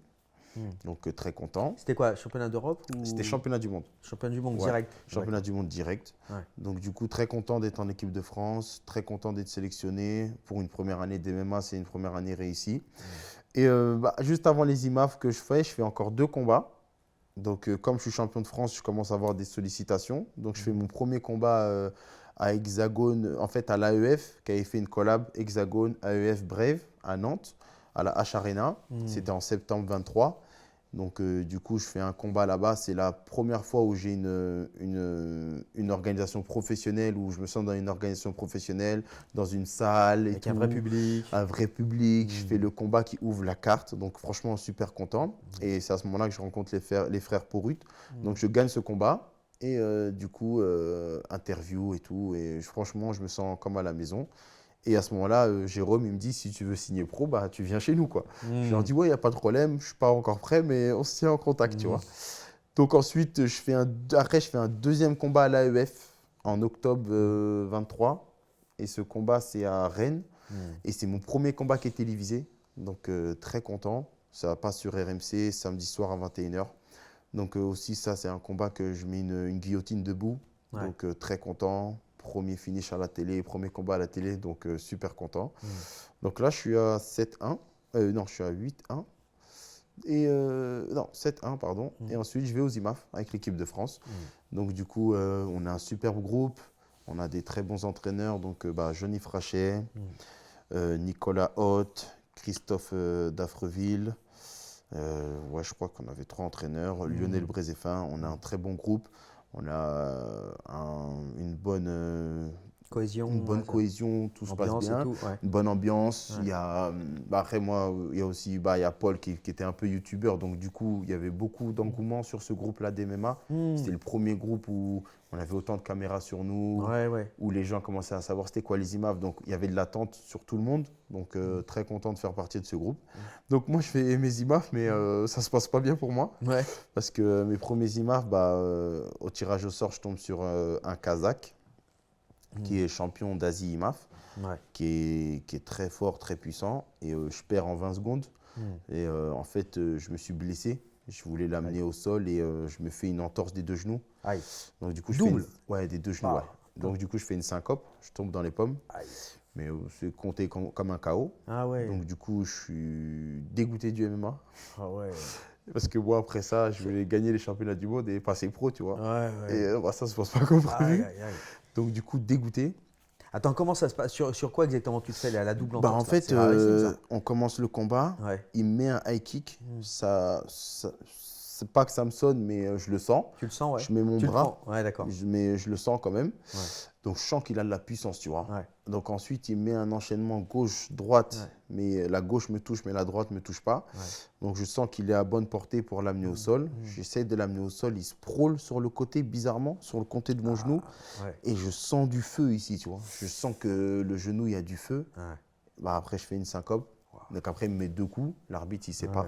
Donc, 19 secondes de combat. Et du coup, combat fini. Donc moi, après, je me relève, je me dis, qu'est-ce qui se passe? Je vois Nicolas Haute, il me dit, ouais, c'est fini, c'est fini. Je lui dis, comment ça? Il me dit, non, c'est fini, c'est fini, c'est fini. Je dis, bon, vas-y, c'est fini. Donc, franchement, un souvenir très dur, parce que je sors de la cage, je suis en fauteuil roulant. Et je vais à l'hôpital, Johnny m'amène à l'hôpital, Johnny Frachet. Et il me dit que faut que je travaille techniquement, tout ça. Je lui dis, ok, tu vois. De toute façon, j'avais qu'1 an d'MMA, donc c'est normal. Mais franchement, c'était une épreuve très dure dans les MMA, parce que je m'étais blessé et j'avais des grosses ambitions. Et ça m'avait fait mal, tu vois. T'as déjà été blessé comme ça au genou? Jamais. Que dalle? Non, j'ai toujours eu des entorses chevilles. Mais j'ai eu 2-3 blessures au genou dans les MMA. Et 2-3 blessures au genou, j'ai eu, c'était que au MMA. Mais dans le foot, j'ai pas eu de problème au genou. Et non, là, tu vois, je ne savais pas c'était quoi une syncope, donc je suis tombé dans les pommes. Et non, ça m'avait fait mal, parce que j'étais rentré en France, je boitais. Et le problème, c'est que quand tu perds aux IMAF au premier tour, tu n'as pas de soutien dans le sens où les entraîneurs, ils doivent rester avec ceux qui continuent. C'est-à-dire que tu te sens très seul au monde, tu te sens inutile. Et tu te dis, mais oui, j'ai envie de rentrer, mais tu ne peux pas rentrer, il faut que tu attends le groupe, tu soutiens les gens. Donc, personnellement, c'est un sentiment dégueulasse, tu vois. Je souhaite ça à personne. Le blues. Ouais, c'est vraiment pas, c'est pas bien, mais ça m'a forgé. Tu vois. Mais en tout cas, à ce moment-là, je me posais la question si je continue le MMA. Parce que, tu vois, j'avais eu 30 ans et j'avais mal au genou et je me disais, bon, il n'y a pas d'argent, qu'est-ce que je fais, tu vois. Mais bon, je vais chez la kiné. Dès que je rentre en France, je fais IRM du genou et on voit que j'ai fait 2 entorses. Donc, il n'y a pas de ligament croisé, donc ça ne va pas être des longues blessures. Donc, déjà, ça, c'est le premier point qui me satisfait. Et ensuite, quand je fais ma rééducation, il y a un gars qui me reconnaît. Il m'avait vu à la télé, tu vois. Et il me dit, wow, c'est toi qui… je t'ai vu aux IMAF et tout, ouais, c'est dommage et tout. Et je lui dis, ouais, toi, tu fais du MMA? Il me dit, oui. Je lui dis, qu'est-ce qui t'est arrivé? Il me dit, je me suis fait le ligament croisé. Je lui dis, ça fait combien de temps tu es là? Il me dit, ça fait presque 1 an. Je lui dis, bah, moi, j'ai de la chance de ne pas avoir fait les ligaments croisés parce que j'aurais pu les faire. Moi, ma kiné, elle m'a dit, c'est ton corps qui t'a sauvé, quoi. Et même au foot avant. C'est ça, tu vois. Donc, elle m'a dit, ton corps, il t'a sauvé. Mais sinon, toi, tu fais les ligaments croisés des 2 genoux et le sport t'oublie, quoi. Donc, du coup, ça m'a refocalisé sur le fait que je dois continuer ce sport-là. Mais j'étais atteint mentalement. Tu as mis un coup d'arrêt quand même au mental. Ouais, non, un gros coup Ouais. d'arrêt. Et ensuite, je me remets de ma blessure. Et quand tu as été champion de France, tu es autorisé à faire les championnats du monde une fois et les championnats d'Europe. Quoi qu'il arrive, ils te laissent les 2 chances. Donc, du coup, je refais les championnats d'Europe en mars 24, qui sont en Serbie. Et je l'ai fait sans forcément de prépa ou d'avant-combat. Je l'ai fait juste après les championnats du monde. Et je perds au premier tour aussi. Donc, par décision unanime. Et là aussi, c'est le blues. Et je me dis. Ouais, la remise en selle est difficile. Très difficile. Ouais. Ensuite, je refais la MMA League à Paris. C'était, je crois, à la Hall Carpentier, non? Mais je ne sais pas si tu étais là. Non, j'étais Non. pas là. Ils ont À fait une Carpentier, MMA ouais. League à Paris, vers Porte de Choisy, mais je ne me rappelle Ouais. plus comment s'appelle cette salle là-bas. Ouais. Ça doit être à Carpentier. Ouais, je crois que c'est Carpentier. Je fais la MMA League là-bas. Je gagne mon premier combat. Et ensuite, je suis en demi-finale, je perds. Contre, pas un adversaire si fort que ça, mais je perds quand même à la décision partagée. Donc, c'était vraiment, début 2024, c'est vraiment pas mon année. Je suis vraiment dans le questionnement, est-ce que c'est bien un sport pour moi? Je ne sais plus. Ouais. Donc, du coup, ensuite, ils arrivent les championnats de France 2024. Je les fais, je les gagne après 3 combats. Tu vois, or que mes premiers championnats de France où tu étais là, je fais que 1 combat. Là, je fais 3 combats, je les gagne tous. Et là, je suis redevenu champion de France pour la 2e fois. Et c'est mon plus beau achèvement avant les 2 autres trucs qu'il y a eu par la suite, tu vois. Avant la ceinture à l'AEF et avant cette ceinture-là. Mais c'était très dur d'être 2 fois champion de France, c'est dur parce que tu as gardé ton titre et tu l'as remis en jeu, tu as réussi à faire ça. Donc, c'était très difficile. Et ensuite, dès que je suis champion de France 2 fois, je suis à peu près à 12 combats. Et je vais en interview et je sens que je ne suis pas encore prêt à passer pro. Je sens qu'il me faut encore une validation. Ouais. Et, À quoi tu te sentais ça? Je le sentais au fait que tu vois, j'avais toujours pas mis de KO et je me sentais que je n'étais pas encore prêt, quoi. J'étais à 12. 12-3. Ouais, 12-3. Donc j'étais à 15 combats et je sentais qu'il me manquait quelque chose, tu vois.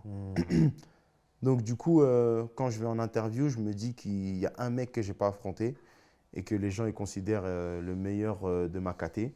Et à cette époque-là, c'était le meilleur parce qu'il était sur un gros run. Et ce gars-là, c'est Anthony Nantois. Un run de sanglier. Ouais. Un run de sanglier.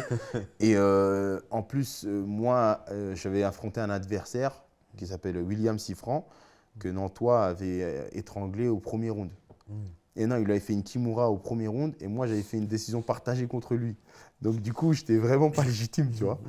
Donc, du coup, je me dis qu'il faut que je l'affronte pour dire que je peux être prêt à passer pro, quoi. Donc, c'est ça qui se passe. Et ensuite, arrive le combat contre Nantois. Donc, après, il se passe comme il s'est passé, très satisfait. Ensuite, Alors, comment tu l'as préparé ce combat?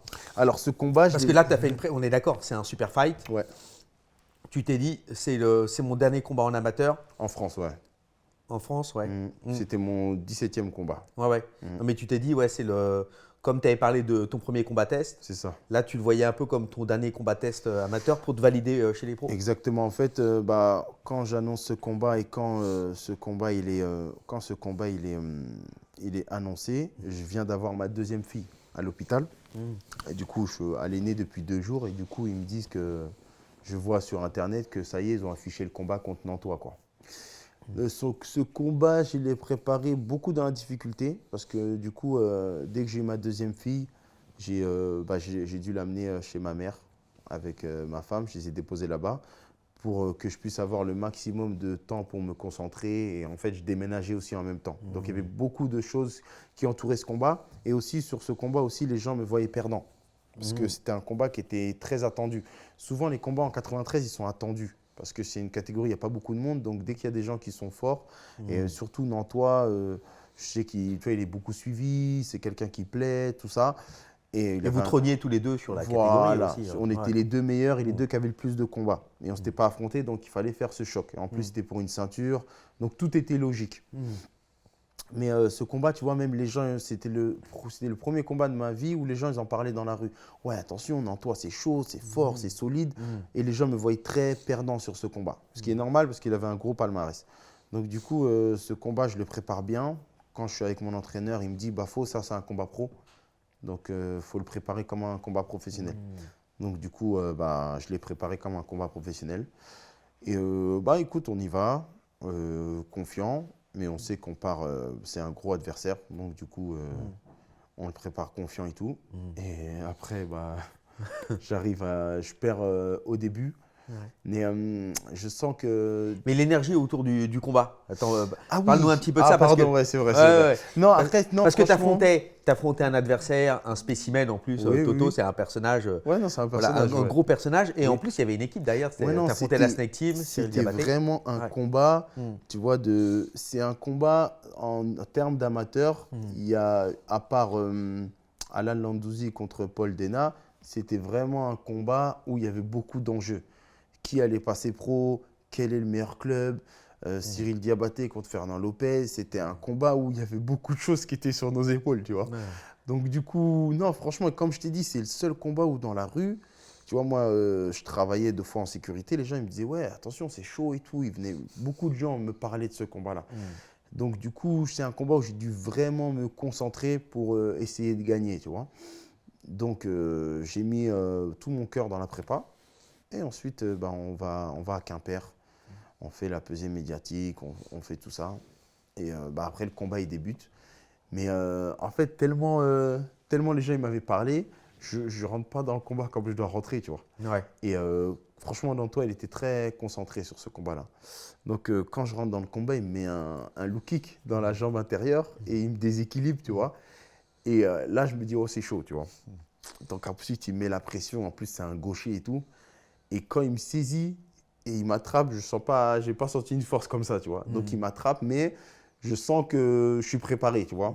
Parce que ce combat, j'avais beaucoup tourné avec un gars à l'époque qui s'appelait Tamerlan. Il était poids lourd à l'Hexagone et un gros, tu vois, un Tchétchène, un gros background de lutte et tout. Ouais. Donc, j'étais prêt à la force, tu vois. J'étais prêt à des mecs 120 et j'étais prêt à la saisie. Donc, quand il m'attrape, j'arrive à me relever, à bien me protéger, mais il gagne, tu vois. Il est en train de gagner. Donc, du coup, et à la deuxième saisie, je sens que sa force, elle a chuté tout de suite. Donc, je me dis, il ne va pas tenir, tu vois. Et moi, je savais qu'en termes de cardio, je savais que c'était son point faible. Donc, du coup, ensuite, dès qu'il me lâche, je vois une ouverture. Et du coup, j'envoie ma gauche et après, voilà quoi. Il tombe KO, quoi. Tu touches ouais, je touche nickel, mâchoire. Ouais, mâchoire. Et bon, il ne peut pas la voir venir parce qu'elle vient du bas. Et je me penche un peu. Et en fait, je pense qu'il était très fatigué parce que peut-être aussi lui, il voulait me finir au premier round. Mais moi, je savais que je n'avais pas l'intention de le finir au premier parce que sur son palmarès, il n'avait jamais pris de KO, tout ça, il n'allait pas tomber au premier, tu vois. C'est un mec qui est téméraire, tu vois. Mais je n'avais pas cherché le finish, je voulais juste le toucher. Et c'est là où j'ai tout découvert. J'ai découvert que j'avais une patate de fou et que j'avais une gauche de fou. Donc, du coup, ensuite, j'ai tombé KO et ça a été mon plus gros achèvement avant le titre. C'était ça. D'accord. Donc, combat révélateur. Combat révélateur dans tous les sens du terme. C'est ça. De ta gauche foudroyante. C'est ça. Ouais. Tu prends une ceinture. Ouais. Ceinture de l'AF. Ouais. Et alors, comment c'est le KO le plus net que tu as mis à ce moment-là de ta carrière? C'est le seul KO que j'ai mis. D'accord. Alors, t'es comment? Ah, franchement, je suis en euphorie parce que, en fait, comme je t'ai dit, ce combat, ma deuxième fille, elle était née et je n'ai pas pu faire de temps avec elle. Ça veut dire que j'ai dû la laisser chez ma mère et ça me pesait beaucoup. Et j'étais seul chez moi pendant 1 mois et demi, 2 mois. Et comme je t'ai dit, j'étais en train de monter les meubles de ma cuisine. Et 2 fois, j'arrêtais de les monter et je pensais à ce combat-là. Et je suis quelqu'un, je suis quelqu'un de très, très parano et de très… où je vais vraiment me questionner. Et je me disais, t'as eu Bafo, si tu perds ce combat, je pense que tu ne peux pas envisager d'être professionnel, tu vois. Ouais, non, je suis quelqu'un, je suis beaucoup dans le questionnement, tu vois. Et je me suis dit, si je perds ce combat, tu vois, je me posais des questions à moi-même. Je m'arrêtais 2 fois chez moi et 2 fois même, je me mettais sur mon balcon tout seul. Je me disais, ouais, Bafo, ce combat-là, ça approche, va falloir être fort, tu vois. Mais ouais, non, c'était un combat où j'ai dû avoir une très grande concentration. Et alors, à quel moment tu passes, parce que tu as rappelé que c'était aussi un combat de team, à quel moment tu passes au Factory? Ah, je Donc, passe chez Fernand Lopez. Alors, je passe chez Fernand juste après mon titre de champion de France. Le premier, où tu m'avais interviewé. D'accord. Donc, je passe champion de France, en fait, au premier titre. Et en fait, j'étais au Congo Smashing Club. Et j'avais 2 sparring partenaires, c'était Youssef Ouabbas et Djati et Mélan, tu vois, qui étaient champions au Cage Warrior en middleweight. Ouais. Mais à ce moment-là, ils sont un peu dans le flou dans leur carrière, ils ne savent pas s'ils veulent continuer. Donc du coup, comme moi aussi, je voulais tourner avec des lourds, je me disais que bon, peut-être que j'allais une plus grande structure. Et c'est là-bas où il y avait le plus de poids lourds, le plus de 93. Et à l'époque aussi, c'était beaucoup Arès qui était en vogue. Donc je me suis dit, je vais aller là-bas pour me rapprocher du haut niveau. Et surtout du haut niveau dans ma caté, quoi. Et quand je suis allé là-bas aussi, ça a été très révélateur, dans le sens où je ne savais pas avant c'était quoi tourner avec un mec de ton poids et plus fort que toi. Et je l'ai su dès que j'ai tourné avec Paulin, tu vois, avec Paulin Béguet. Et après aussi, il y avait aussi Jackie Jeanne à l'époque, mais il y avait plein de mecs, tu vois, il y avait Boulogne, il y avait beaucoup de gens qui étaient là. Et c'est là où j'ai dit, ah ouais, là, je suis dans la vérité, là. Mais c'était en septembre 23, ouais. Août 23. D'accord. Et à ce moment-là, oui, qu'est-ce que ça change dans ton entraînement? Comment tu te sens? Est-ce que tu sens ton niveau, tu vois, exploser ou changer petit à petit? Comment tu te sens à ce niveau-là? Je sens que ouais, déjà petit à petit, ça augmente. Mais à chaque fois que je vais à l'entraînement, je me dis que en fait, je croyais que j'étais champion de France, mais en fait, je suis rien du tout, tu vois. je me disais qu'il y a tellement un monde entre l'amateur et le pro, et c'était révélateur dès le début, quoi. Dès le début, j'ai dit waouh, ah ouais, en fait, là c'est du MMA, tu vois. Là, t'es dans la vérité, tu vois. C'est ça que ça m'a révélé. C'est la première sensation que j'ai eue. Ouais, d'accord. Et alors justement, entre l'amateur et le pro, ton premier combat pro, comment ça se décide? Et alors, puisque tu vas au Factory, Oui. la suite logique, tu l'as dit, ça aurait pu être l'Ares. Exactement. Oui. Pourquoi non? Alors, pourquoi non? Il y a eu plusieurs raisons. Parce que, en fait, premièrement, parce que j'avais déjà goûté à Hexagone. Ça, c'est la première raison. La deuxième raison aussi, c'est que quand j'ai voulu être pro, Arès n'avait plus la même clarté. Les événements n'étaient plus aussi récurrents, tout ça. Et avec Hexagone, on avait une carte de route. Donc, on savait à peu près quand est-ce qu'on voulait combattre. Tout était un peu plus clair. 1 ou 2 événements par mois. Voilà, donc on savait où c'était, tu savais où tu pouvais te caler, tes prépas, donc tu savais tout ça. Et aussi, parce que aussi, je passais sur RMC aussi. Donc RMC, c'était plus une chaîne de MMA. Canal+, c'était un peu plus football, Formule 1. Donc passer sur RMC samedi soir, si tu fais du MMA, je me suis dit, tu as une plus grosse portée. Il y a plus de gens qui te voient. Et je me suis dit, c'est mieux pour les sponsors, tout ça. C'est pour ça. Mais surtout aussi, parce qu'avec Jérôme Pourru, j'avais dit qu'après ça, et c'est fait comme ça. Hein. Tu avais aussi la parole. C'est ça, qu'on avait dit entre moi et Jérôme, et c'est comme ça on a conclu ça. Qui te manage, qui s'occupe de ta carrière justement à ce niveau-là? Parce que le Factory, c'est une équipe, Oui. mais il y a aussi une équipe de management Oui. qui est séparée de l'Ares, tu vois. Oui, bien sûr. Toi, c'est qui ton manager? Mon manager, à l'époque, c'est pas à l'époque, c'était Jason, celui qui s'occupait du management Factory, parce qu'il y avait eu la vente.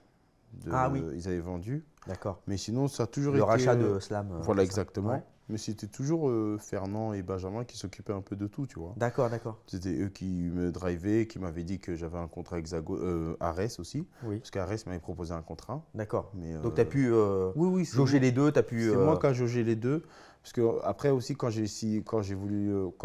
été prêt à signer pro, j'avais fait vice-champion du monde aux IMAF.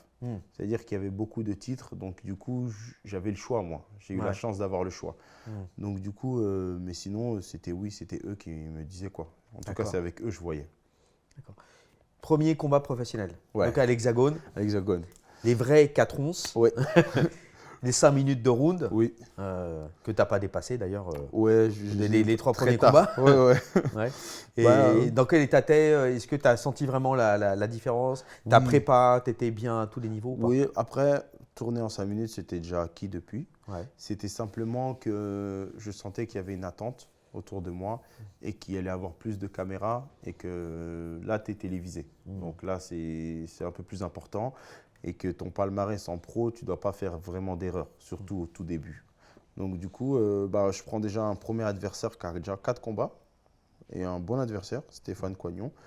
Donc à Nantes, au Zénith de Nantes. Donc du coup, premier combat pro. Et ça se passe bien. Je rentre aussi un peu mal dans le combat. Il me met un high kick avec sa jambe gauche qui est son coup favori. Mais j'arrive un peu à le dévier, donc il tape mon épaule au lieu de taper ma pleine tête. Ensuite, je l'amène au sol, je lui fais un grand impound et je gagne au premier round. Donc très bon combat, très bien passé. Donc ensuite, premier combat validé et ça y est, on est dans le monde pro, quoi. Ouais. Et donc ça va très vite. Oui. 2-3 combats, boum, t'arrives déjà à la ceinture. Oui. Et entre du premier combat pro comme ça, où tu rentres dans le grand bain, et ton troisième combat, juste avant la ceinture, tout s'est à peu près déroulé comme tu l'espérais, comme tu l'imaginais ou pas? Pas comme je l'imaginais, mais… Est-ce que tu t'attendais à avoir ton quatrième combat, enfin la ceinture pour le quatrième combat? C'est pas ce que j'imaginais, mais c'est ce que on va dire, c'est ce que j'ai envisagé. Ouais. Parce que moi, je sais qu'en 93, c'est pas assez fourni. Et en fait, j'avais tellement fait beaucoup en amateur. Et même, je te dis, jusqu'à l'heure d'aujourd'hui, il n'y a personne qui a autant de combats que moi en amateur. Donc, je savais que moi, j'avais une trajectoire assez linéaire si je faisais bien les choses. Donc, premier combat, KO, premier round. Et le deuxième combat à Bordeaux, c'est la confirmation. Parce que là, je mets la gauche encore. Et KO, premier round. Et dans une salle bondée qui est l'Arkea Arena. Donc du coup, très content. Et le troisième combat aussi, KO assez rapide avec des coudes et un grand impound violent.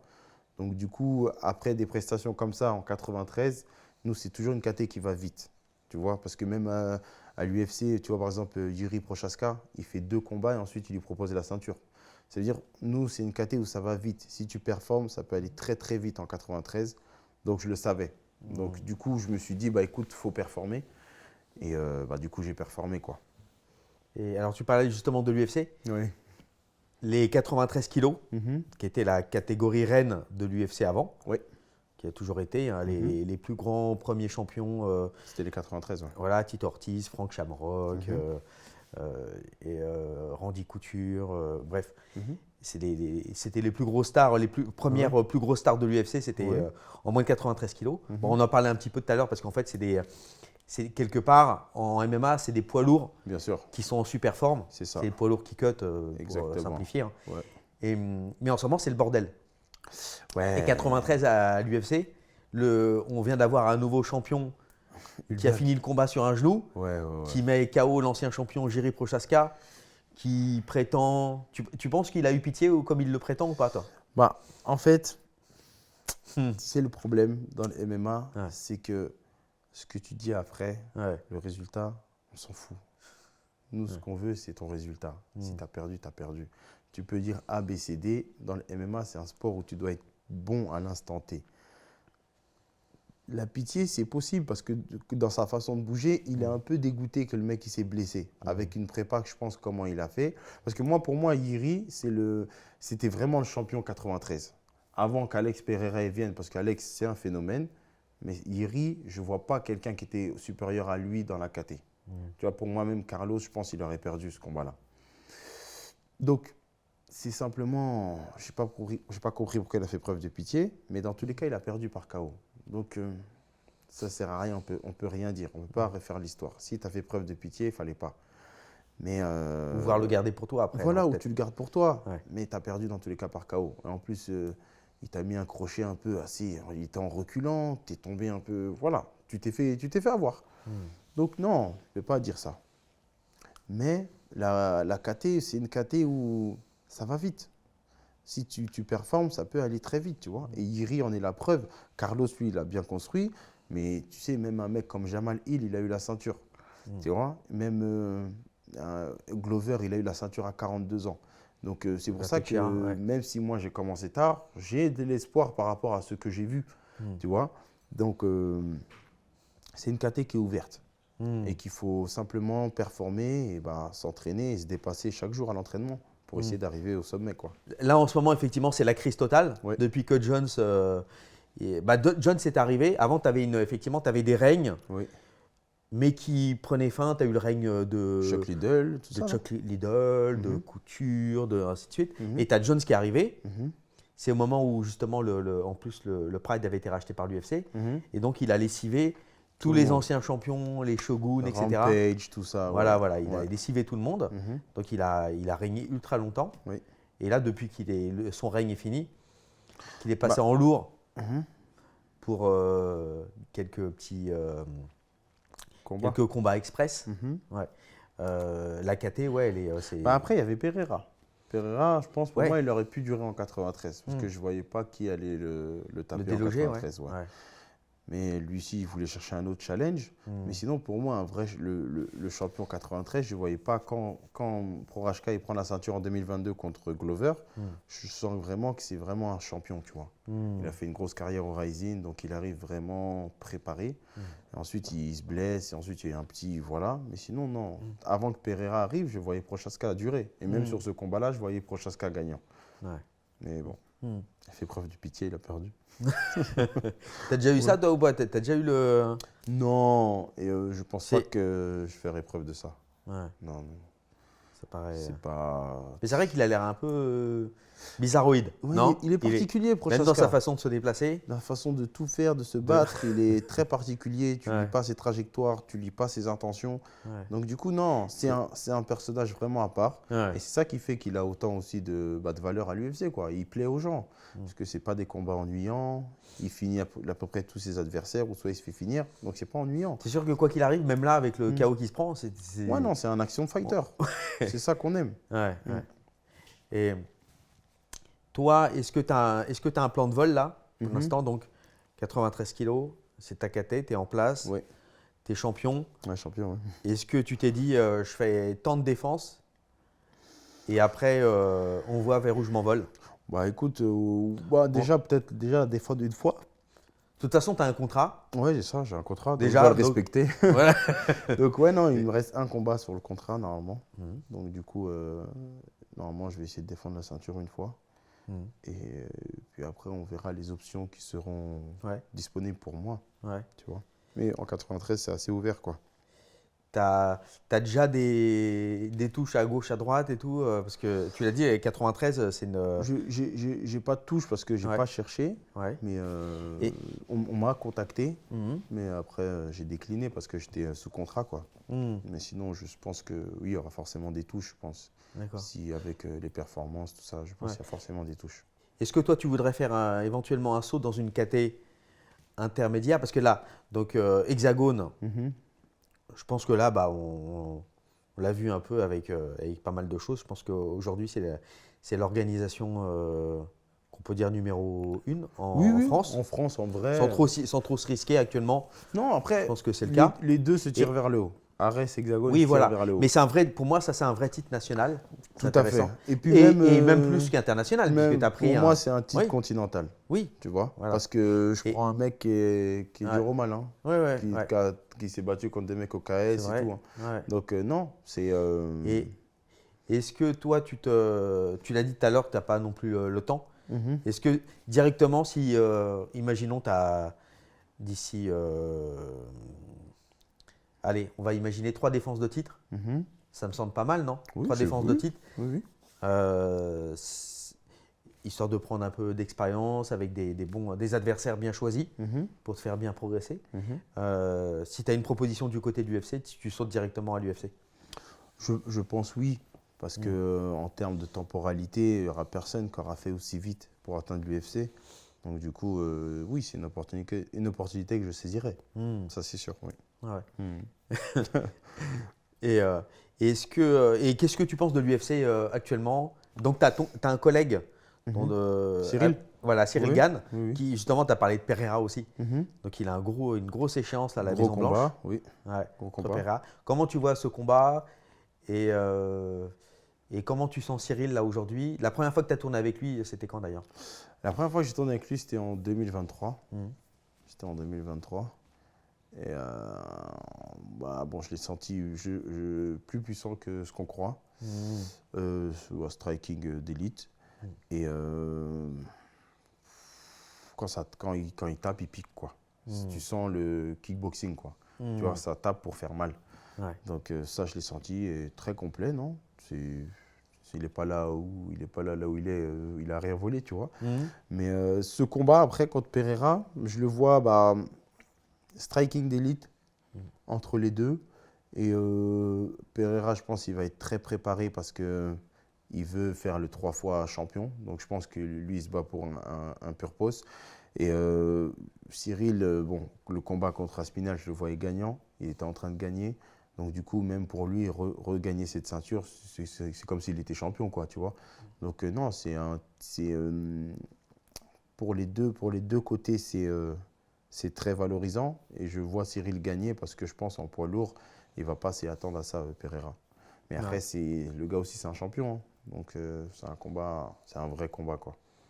On a 2 anciens kickboxeurs d'élite. Ouais, c'est ça. Et ouais, avec des gants de 4. Et Cyril, il se déplace bien, il tape bien. Mais je pense que Pereira, il ne se rend pas compte même de l'envergure de Cyril, je pense. Même s'il est costaud, Cyril, c'est là, physiquement, c'est prêt. Ouais. Et toi, tu penses que Cyril, il peut mettre un KO à Pereira?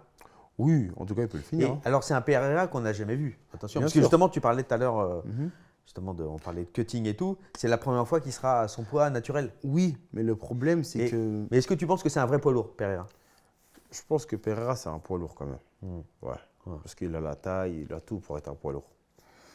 Il a le poids aussi, mais être un poids lourd et tu n'as jamais tourné avec des lourds, c'est pas pareil.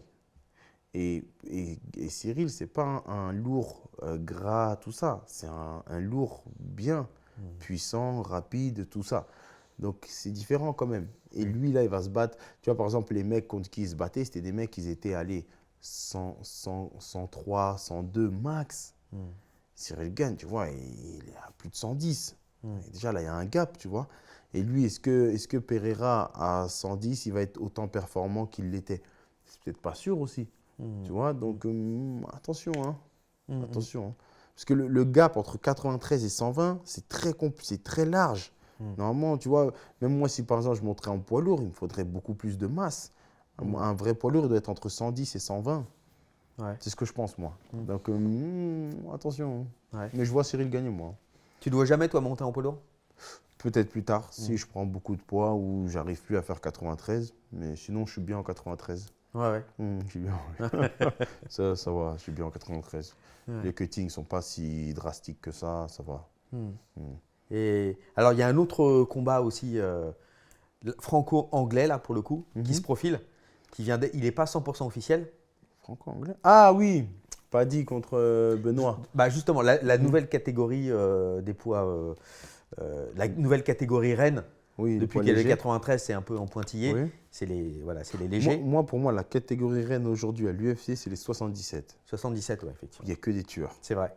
Tu vois? C'est vrai. Après, les lightweight, voilà. Mais Lightweight, c'est plus historique. Voilà. C'est parce qu'il y a là où il y a mais c'est plus vrai qu'en ce d'hommes et moment, tout. ça se déplace sur les 77. Les 77, il n'y a que des tueurs. C'est vrai. Du 1 au 10. Ouais. Il y a moins de noms. Parce que la 70, elle est un peu déclinante. C'est ça. Elle ne se renouvelle pas trop. C'est ça.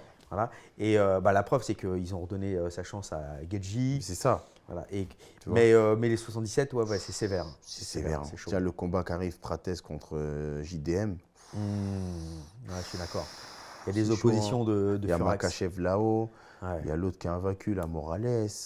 Oh là, attention. C'est vrai, Il y a Brady. Ouais.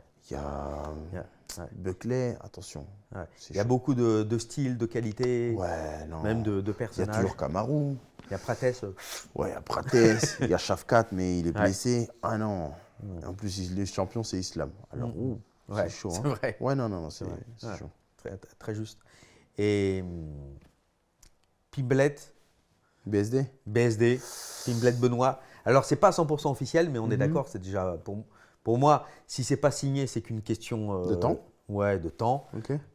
Ça serait le 11 juillet. Ouais, l'International Fight Week. Ouais, c'est ça, à Vegas. BSD, bah écoute, je trouvais. Ouais, je crois que c'est à Vegas. C'est Vegas ou Los Angeles? Non, International Fight Week, c'est à C'est Vegas. Vegas, hein, on est d'accord. Ouais.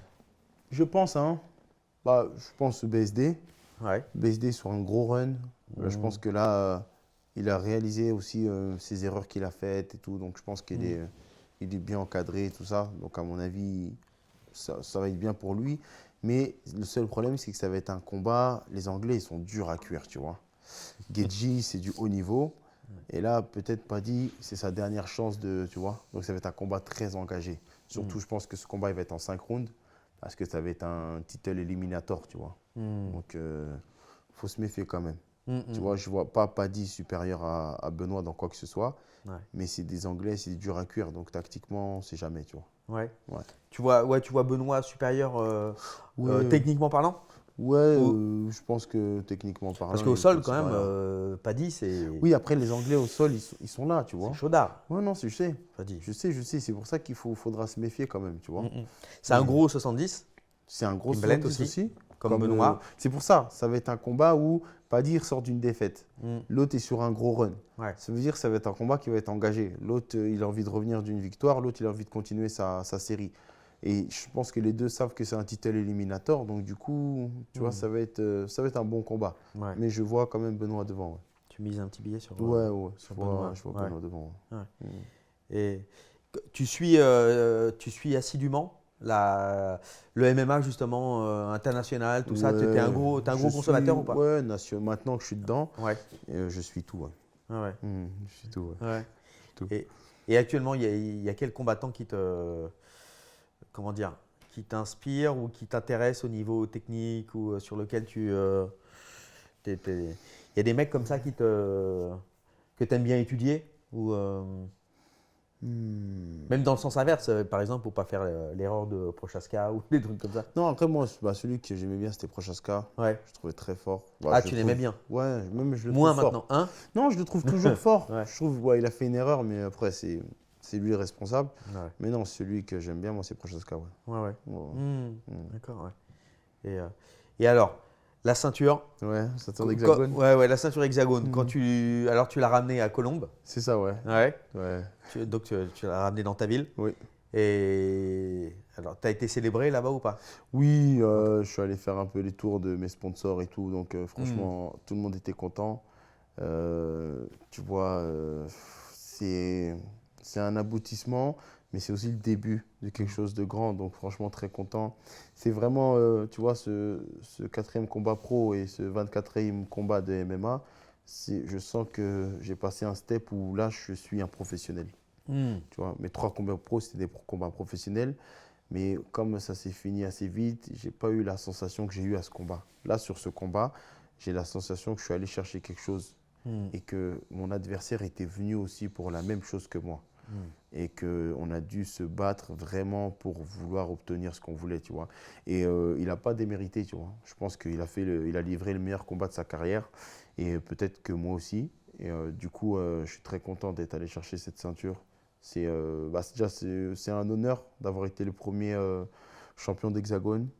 Mais depuis le début, hein, En 93 kilos. Ouais, en 93, le premier champion d'Hexagone. À l'AEF aussi, le premier champion de la KT 93. En France, le premier double champion de France. Donc, je suis très content de tout ça. Tu vois. Et l'amateur, toi, tu penses qu'est-ce que ça donne aujourd'hui? Tout à l'heure, tu as parlé, ta génération d'amateurs, aujourd'hui, ils sont tous pros. Ouais, tous ils pros. performent. Bien sûr. Il y a Toto, là, depuis. Toto qui a fait ses débuts pro le même jour que moi.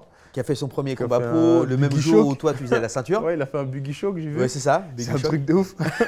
Donc, non, franchement, c'est bien. Hein, on est une bonne génération. Ouais, grosse génération. Il y a peut-être une histoire qui se profile en plus, là. Avec Anthony Lantois, peut-être qui. Je pense pas. Tu sais pas? Non, je pense pas. Non. Ça m'étonnerait. Toi? Non, ouais. Après, moi, c'est pas quelque chose que je souhaiterais. Hein. Oui. Mais je sais pas aussi si lui souhaiterait ça. Mais je pense pas que ça se fera. Parce que déjà, en plus, il commence à avoir quelques combats de différence aujourd'hui en pro. Ouais.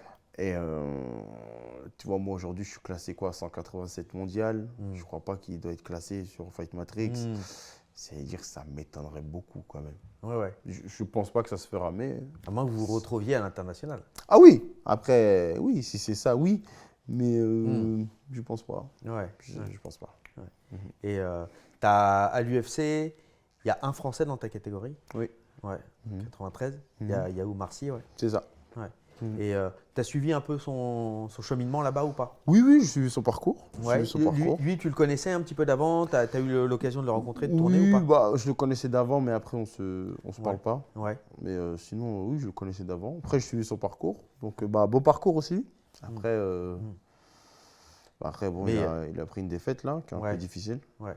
Après, Bah, tu vois quand même que l'UFC, il y a un ah beau oui, niveau. non, Il y a c'est pas la Ligue des Champions pour rien. Hein. C'est comme ça. Hein. Ouais. Tu sais, nous, Hexagone, on l'appelle la Ligue des pépites. Et tu vois, il y a des gens, peut-être, ils ont signé à Hexagone, ils pensaient que c'était pas la Ligue des pépites, ils l'ont compris, tu vois. Ouais, Je pense qu'en voyant les combats qu'il y a eu, tout ça, il y a des gens, ils ont compris par la suite que Hexagone, c'est pas, tu vois. Il y avait peut-être des gens qui avaient des a priori, je pense qu'ils ont oublié leur a priori. Ouais. Surtout après l'événement qu'il y a eu à Paris. Donc, non, je pense que faut pas, si on dit que c'est la meilleure ligue au monde, c'est la meilleure ligue au monde. Donc, il faut être préparé à ça. Et alors, autour de toi, comment ça se passe le MMA justement? Comment ça a été accueilli quand tu t'es rentré là-dedans, quand tu as laissé de côté le foot pour rentrer là-dedans, sachant qu'il n'y avait pas la culture combat Alors, dans votre famille et tout? En Guinée, il n'y a pas la culture combat du tout. Ouais. Donc, du coup, moi, j'ai commencé, dès que j'étais passé à la télé, c'est là où mes parents ils ont commencé à savoir que je faisais du MMA. Ah oui, Sinon, vraiment. cachoté avant, tu. Ouais, non, ils ne savaient pas. Ouais. C'est qu'après, dès que j'ai fait mon premier combat pro, il y a des proches, ils venaient voir mes parents. Ouais, ton fils, il fait ça, voilà. Ça s'est fait comme ça. Ah ouais. Sinon, ouais, mes parents. Non. Moi, ma mère, maintenant, elle ne regarde pas mes combats, ma mère. Ah, elle mate pas. Non. On l'appelle, ouais, ça s'est bien passé. Mais D'accord. sinon, non, ma mère, dès que j'ai un Elle veut combat. pas, elle préfère pas. Elle préfère dormir. Elle dort. Et puis, ouais, non, maintenant, ils savent parce que bon, il y a eu beaucoup d'expositions. Mais sinon, c'est pas quelque chose qu'on fait chez nous, quoi. Ouais. Et est-ce que ça fait rentrer, est-ce que du coup, tu as fait rentrer un peu de la culture du combat? Est-ce que tu as des, tu vois, dans la famille, je sais pas, des neveux ou des. Tu as l'impression que tu marques un peu les esprits? Ouais, j'ai un neveu, Ouais. il a envie de faire ça. Ah. Et je pense qu'avec le temps, il y aura beaucoup plus de. Je suis guinéen, donc il y aura beaucoup plus de Guinéens qui vont le faire. Là, je vais bientôt aller en Guinée. Je vais donner un stage là-bas parce que le MMA, tu vois, c'est assez nouveau. Donc, je vais passer un petit message à la fédération des MMA. Je vais les remercier parce que j'avais déjà donné un stage là-bas. Et je vais aussi remercier son Excellence, le président M. Mamadi Doumbouya, parce qu'avec le programme Simandou, en fait, on a mis un programme en place en Guinée qui va nous permettre d'élever la culture guinéenne, le sport, le bien-être, l'éducation. Et avec mon sport, je vais essayer de contribuer à ça, tu vois. D'accord, tu vas faire l'ambassadeur là-bas. C'est ça, exactement, l'ambassadeur du MMA et du programme Simandou. D'accord. Donc, il y a pas mal de choses qui sont. Ouais, là, avec le titre, partout. ça m'a ouvert. Ouais. Tu vois, tu étais au Zénith. Et bon, c'était le combat de la soirée. Et ça a été très suivi. Je pense même sur RMC, il y avait beaucoup de gens qui ont regardé ce combat. Et le résultat était prolifique. Donc, du coup, je vais essayer de me servir de ça, quoi. D'accord. Toi, tu aimerais, maintenant que tu as la ceinture, il faut que tu la défendes. Mais en même temps, tu as ta carrière pro à faire avancer. Tu aimerais quoi, combien de combats dans l'année? Deux, quand tu es champion, souvent les gens ils disent 2. Ouais. Moi, ma première année, j'ai fait 3. Je pense que cette année, comme j'ai fait un peu tard, j'ai commencé au mois d'avril, j'en ferai peut-être 2. Ouais. Après, tout dépend si j'ai une proposition avant de quelque chose, je ne sais pas. Mais oui, je pense que quand tu es champion, tu en fais 2 l'année, c'est déjà bien. Ouais. Et oui, après, 2 ou 3 mois. Ouais. Ouais. Après, je voulais en faire 4 la première année, mais j'ai pas pu parce que il y avait un événement qui a été annulé à Aix-en-Provence. Je voulais combattre en décembre et puis de toute façon, j'avais mal au poignet. Mais sinon, oui, 2 ou 3, c'est bien. Je voulais faire 3 par an, moi. D'accord. Et alors, tu as quel rythme de vie? Là, tu as laissé tomber, tu fais plus du tout électricien? Si. Ah. Là, je continue toujours, Ouais. mais je pense que je suis arrivé à un plafond de verre. En fait, avec le titre là, moi, il faut savoir que j'ai pas encore eu la chance de m'entraîner 2 fois par jour. Je suis toujours à un entraînement par jour, donc je ne suis pas encore aux capacités où j'ai envie d'être. Donc du coup, je pense qu'avec le titre, si j'arrive à avoir des sponsors qui me permettent d'arrêter le travail, je vais vraiment rentrer dans le MMA comme je veux. Parce que moi, mon but à l'heure d'aujourd'hui, c'est simplement de m'entraîner 2 fois par jour. De vraiment vivre que du MMA, quoi. Vas-y, fais un appel aux sponsors là. Bah écoutez, on est sur Gong. Ouais. J'espère que mon combat il vous a plu. Et je cherche des sponsors qui pourront me permettre de m'entraîner 2 fois par jour. Donc si vous voulez coller votre image à la mienne en tant que champion d'Hexagone MMA. Ça sera avec plaisir. Donc, merci beaucoup du soutien. Voilà, super. Merci. Nickel. Naturel. Et pour finir, je sais pas, il y a un truc que tu voulais dire ou pas? Non, je Non. remercie de l'invitation. Bah, je suis écoute, très content d'être chez Gong. Ça Ouais. faisait 3 ans, c'était pas vu. Ouais, c'est vrai. Depuis C'est vrai en plus. juin 23. Ouais. Donc, du coup, tu as vu mon évolution. Génial. Je crois que Rien à j'étais dire. chez toi. C'était ma première interview quand tu étais venu nous voir au Ouais. championnat de France. Ouais. Donc, merci à toi. Mmh. Et très content que tu aies pu voir mon évolution. Aujourd'hui, tu me reçois chez toi Ouais. avec la ceinture. Donc, merci Fred. Ouais, bah, super. Écoute, c'était une super occasion. Et il y a un miroir. Tu sais, alors, Ok. l'image, justement, tu as parlé tout à l'heure, Paul Denat. Oui. Il y a beaucoup de choses. Le MMA, ça a explosé en France. Ouais. Je sais pas si tu as vu, il y a une annulation là, du Oui, gala du avec gala de Yoka boxe. Bakary. Ouais. À Adidas Arena. Ouais, Oui, parce que le combat de Tony Yoka a sauté, son gars était dopé. voilà, c'est ça. Ouais. L'adversaire est dopé, l'anglais. Ouais, donc ils ont annulé le combat. C'est un peu bizarre, tu trouves pas? C'est-à-dire que la boxe, il y a beaucoup d'argent. Donc quand il y a beaucoup d'argent, c'est toujours bizarre. Ouais. Mais parce je que sais pas. Toi, y tu a penses pas eu- quoi? Moi, je pense qu'il y a quelque chose de louche. Ah. Il y a anguille sous roche. Ah, tu penses? Ouais. Ok. Parce que déjà, regarde, la communication sur l'événement, tu as eu quoi? Ah, tu penses que... Ouais, c'est Je pense vrai qu'ils qu'ils... n'ont pas Mais vendu. non, mais ils n'avaient pas fait le face-à-face au Trocadéro, non? Ouais, mais ça. C'était léger. Il y a beaucoup de gens qui t'ont parlé de ça. Non, pas beaucoup. Tu as raison. Surtout pour un événement de boxe. Mais après, en fait, je pense qu'aujourd'hui, le MMA prend Et- beaucoup de place en France. Et que tu vois, après, surtout après les 2 événements qu'il y a eu, Arès et Hexagone la même semaine, Ouais. je pense que ça a pris de la place, tu vois. Et, C'est ça.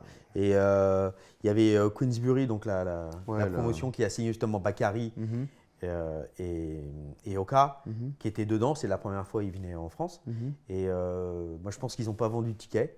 Possible. Et bon, voilà, il y a eu tiens, vas-y, toi, va te donner ça comme urine à la Ouais. FLD Bah ouais. pour le dopage et tout. Et puis de toute façon, ils s'en foutent parce qu'il combattra soit en Angleterre, soit aux États-Unis. Ah Donc ils bah, s'en foutent de la France.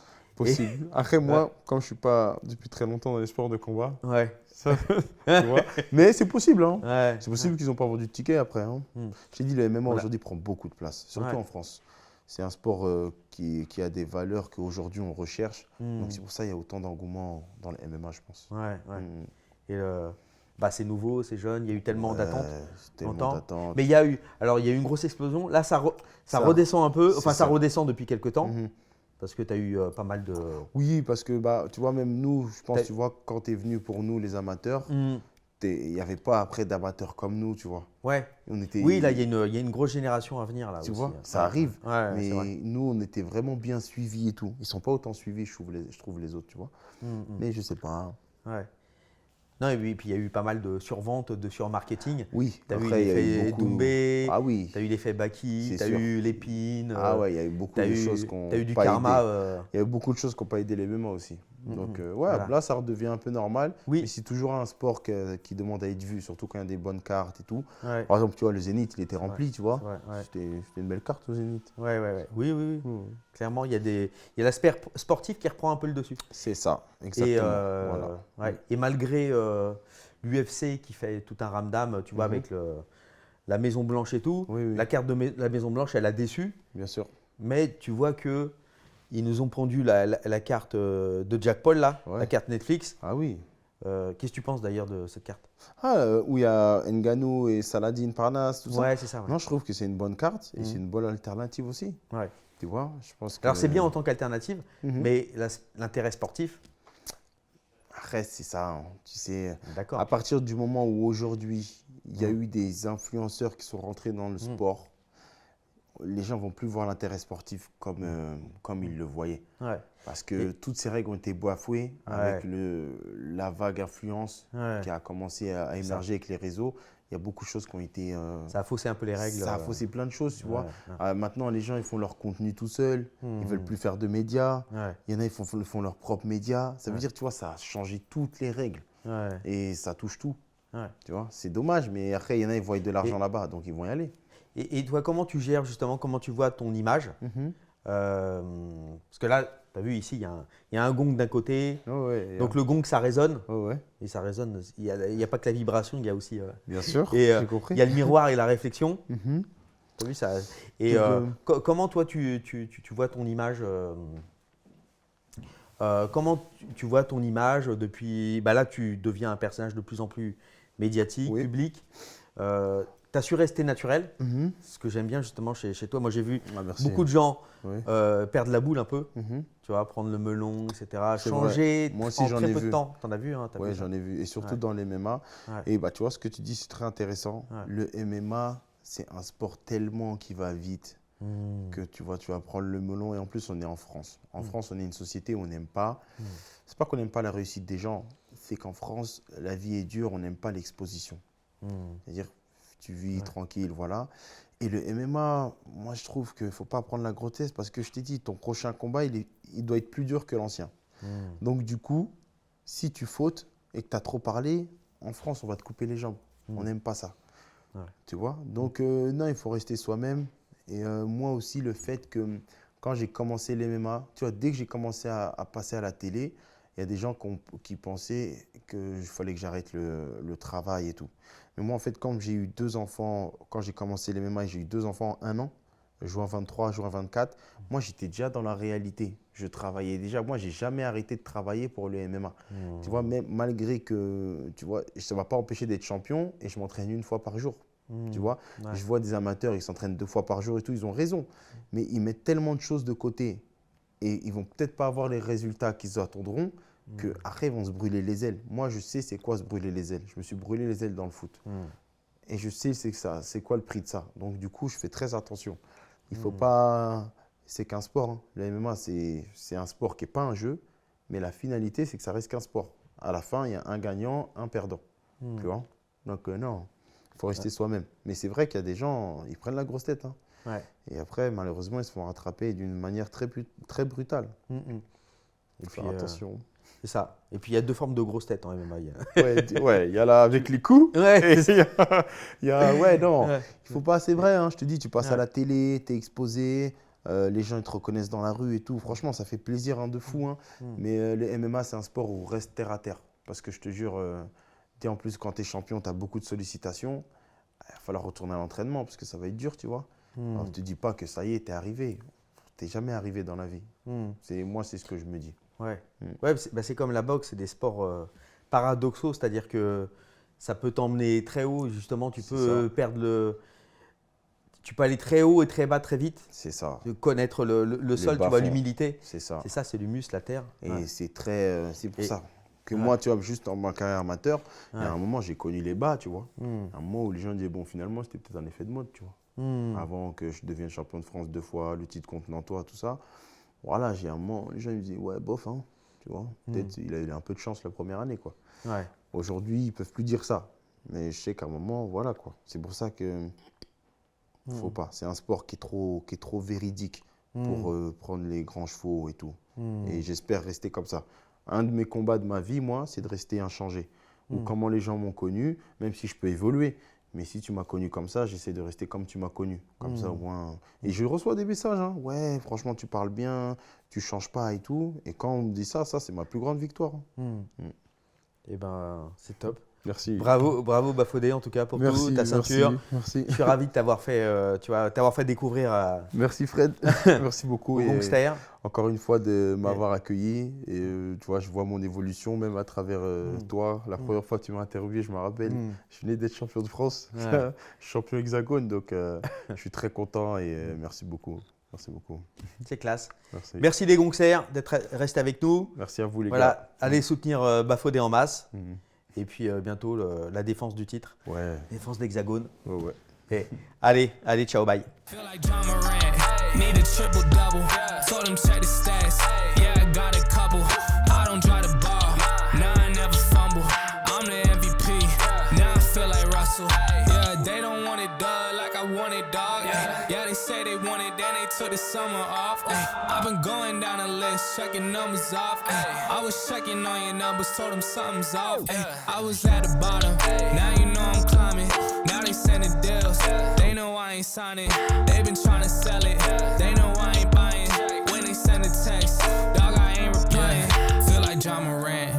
a triple double. Told him check the stats. Yeah, I got a couple. I don't drive the ball. Now I never fumble. I'm the MVP. Now I feel like Russell. Feel like John Morant. Need a triple double. Told him check the stats. Yeah, I got a couple. I don't drive the